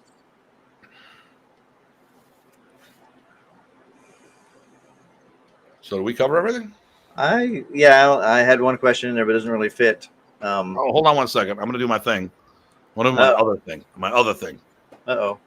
Yeah, you can talk about it. You're not going to go roam the school because you're at home, so I know that. So if anybody's still on, 1, 2, thanks for supporting. And then if there's any questions I didn't ask or asked poorly or wrongly, or anything that you hope to hear that he would rant on, now's the time to bring that up because we're about to wrap up. Definitely appreciate you hanging in there. And this is my first try at interviewing, so hopefully that went okay. I learned a lot. Hopefully you guys enjoyed it. I don't know if I'll get to the last question because it's not really. We've covered that one before. Yeah, but why not? Anybody else got any questions though? I'm not seeing. Those were his 2 questions. Okay, so Jeremy asked questions.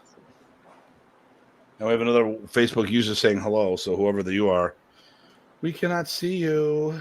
I don't know who that is. It's the other one. You did an amazing job, Ty. That's only because of he and Jeff helped me. So if I did an amazing job, it was because of the help I had. If I did a poor job, it's all on me. Yeah, what was the one you were going to ask me? We'll just do that. It was just it was sort of at the end of operations, and that was training in and trips to Philippines, past, current, and future, and good or bad. Oh, Mindy. Mindy says hello. Hey, Mindy. Oh, Mindy. Okay, very nice. Yeah. Maybe Mindy will come to the anniversary camp. That'd be good. So had a blast going to the Philippines. Don't feel we needed to go there to learn anything martial, but because we're going back. We're going. Well, I don't know when. Right. Well, assuming the world doesn't implode further. Yeah, they just got hit with that hurricane. I know. Yeah, we should do a benefit or something. We should or contribute to one or something. We kind of talked about that. We should look at something. Yep. So definitely want to go back. Let's see. I would absolutely love to not sure about financial travel. That's about the 65th camp. It's probably Mindy. Yeah. Okay. So, well, if you decide we're only 30 minutes from Niagara Falls, so you can do it as a trip. There you go. Family trip. Listen, so we like going to the Philippines. We go there for cultural aspects. It's nice walking around the beach where Remy was born, where the Price's family grew up. I mean, that's the badass part about what we do there. We're testing on that same beach. Where you tested there. Yep. Right. I would love to continue to go back. I do plan on going back, but right now the world is, listen, don't let anyone, and listen, I'm going to tell you right back, and people are going to hate me for saying this, but don't believe anything you hear. It's not opening up next year. When people are putting camps together for 2022, that's not going to happen. There we go. They keep changing restrictions on quarantine for travel to the Philippines. Matter of fact, they just changed. So the Canadians who were coming down here, now it's mandatory no matter how short of a stay here, they have to get tested to go back home. Okay, so they didn't do the other thing. Okay. Yeah, no. So are you posting upcoming seminars again? Seems like both of you have had a lot going on. We're going to be talking about that real soon. We usually do that. We used to do that upcoming year seminars. I know I'm going to do mine pretty soon. Yeah. Okay, PG. Which PG PG has the scariest blade skills, and who is the empty hands in WMA? Probably the scariest blade's got to be probably Chad, right? Yeah.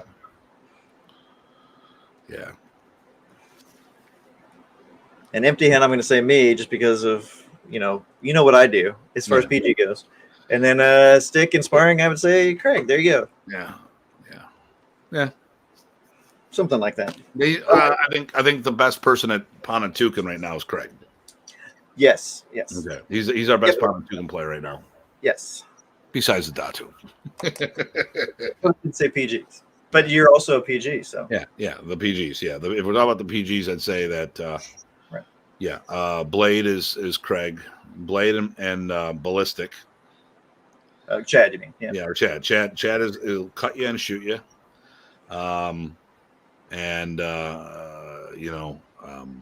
Sparring wise, Craig's doing the sparring. Yep. If we're talking specifically Panatukan, that's that's not it. Yep. Okay, and then here we go. I get updates from the Philippines several times a day. Yeah. So, yeah, I mean, yeah. Well, we're gonna go back. It's gonna be good. We'll have fun, but I don't even know if it's gonna be 2024, or I don't think it'll be before 2024. I hope so, but I hope it'll be 2023, but I don't think 2022. Not to the Philippines. And now they're locking down Europe again. I was just talking to someone from the Netherlands. They just locked down the Netherlands again. Wow. Yeah. Oh no. So Jeremy said interesting. Of course, I thought more things for Chad because remember, Chad's also got the small circle stuff. So his empty hand on that respect, small joint locks is really good. I like mine. Me and Chad spar with that a lot, so we're a lot of fun. Anyway, Jeremy, play with us all. It'll be fun. Yeah. You know what? Everyone's got their own taste. They all got their own thing there. It's all the same but different. Right. I'm going to do the internal stuff. Part 2 of Ty's interview. You know what? I'm thinking either the first or second show of the season. Oh, early? Oh, okay. Yeah, well, I think we should do the second show of the season, not the first. We should just, go in and do something. Rip the scab off. I'll have to then go through it and figure out what because there was a bunch of stuff I was going to keep track of that I thought might be interesting. Yeah. So I have to go through it. Well, yeah, because I took it in directions you didn't expect. I got exactly. it off there. There you go. Yeah, but I think surprisingly we actually covered at least what I had. This is what I had, guys. Where is it? There we go. There we go. Thanks for playing along. Well, then, I don't think there's a need for a part 2. I think we nailed it all. I think we're good. I mean, because a lot of stuff will just kind of 2021 recap. Yeah, we can do that. We can do a recap on our first show. Highlights or point twos or something like that. Yeah, to say, hey, this is what we talked about, blah blah blah. On this show, we did this, and then we can talk about a couple of rants or whatever. And upcoming. Yeah, I always just go ranty because Jeremy likes it when I go ranty. There you go. And we still got to get GM Dan on there. We got a lot of stuff we got to do for the new year. So, yep. It's either the 21st or 22nd show. I don't know. I have to double check my counting. So listen, thanks for blooper reel. I gotta love that one. Yeah. So thanks for doing the interview. Yeah, thanks. And thanks for everyone tuning in. I think season 1 was a phenomenal success. We did we did 20 shows at least. Wow. And who thought about that? We got a lot of cool things planned for the new year. We want to talk about things like the comparison between modern and combatant. We want to talk. We got people like Dan Medina. We're going to do something with him. We want to bring some combatant people on board. We've got a social media one. We're going to talk about all the people from all the other FMA social media groups out there. They've all agreed. So I've got FMA Pulse, FMA Discussion. I've got the Paul and June show, or June and Paul show, and then I've got Paulo, going on there. Merry Christmas, right? That's a from free-for-all the Asian part of Guam. Oh yeah, it's gonna be huge. Of course, we're gonna kick ass as always. Merry Christmas to you as well, Bill. Bill talked about being on the show. Good interview, nice coverage. We're gonna have Renee from the Dog Brothers on the show. Nice. Well, we're gonna start doing our second gen people. We're gonna have we'll have some first gen and second gen, but we're gonna talk. PG Craig was gonna be on. We're gonna talk to PG Chad and probably Brett Salafia doing Modern Ace in Louisiana. Nice. Nolans. And then a few other things we got planned. Peter Kautz was going to be on the show. Eric, who was on the earlier talking to us, was going to be on the show. And a few Eric Hustoff. And then I'm trying to get Herb Blue, his instructor, to come on board, and some more first gen guys that we haven't, and women that we haven't seen, So, how about live feeds when you travel to seminars? Actually, we're going to plan on doing more of that stuff too. So, I've just been told when we're doing our triple threat seminar, and I did turn it back to triple threat because of the douchery move by somebody. FMA Discussion is planning on being at the event and doing interviews. So that's really cool. We just got to coordinate that because I want to make sure. I think we might have to come. I got to see what his time is because I'd love to do that, but I don't want to lose the opportunity of going out and get something to eat with everybody. Right. Because we have people that are going to be coming in from here, there, and everywhere, and I want to make sure we have that opportunity. Definitely. Well, that's the part of customer service, I think. And it's family Connection. and family. Connection. So, yep. All right. Well, listen. This and look forward to new graphics and stuff for the new season because I'm working on stuff. Wow. This is awesome. So, you got anything? I got nothing. I'm a little tired. Yeah, you and me both. All right. Well, listen. As always, please stay safe and stay sane. Like, subscribe. I got to get this all down because I'm using my stupid. Oh, I just monetized. I finally got 4,000 hours. Oh, congratulations! Not for the money, but for the exposure. That's going to be great.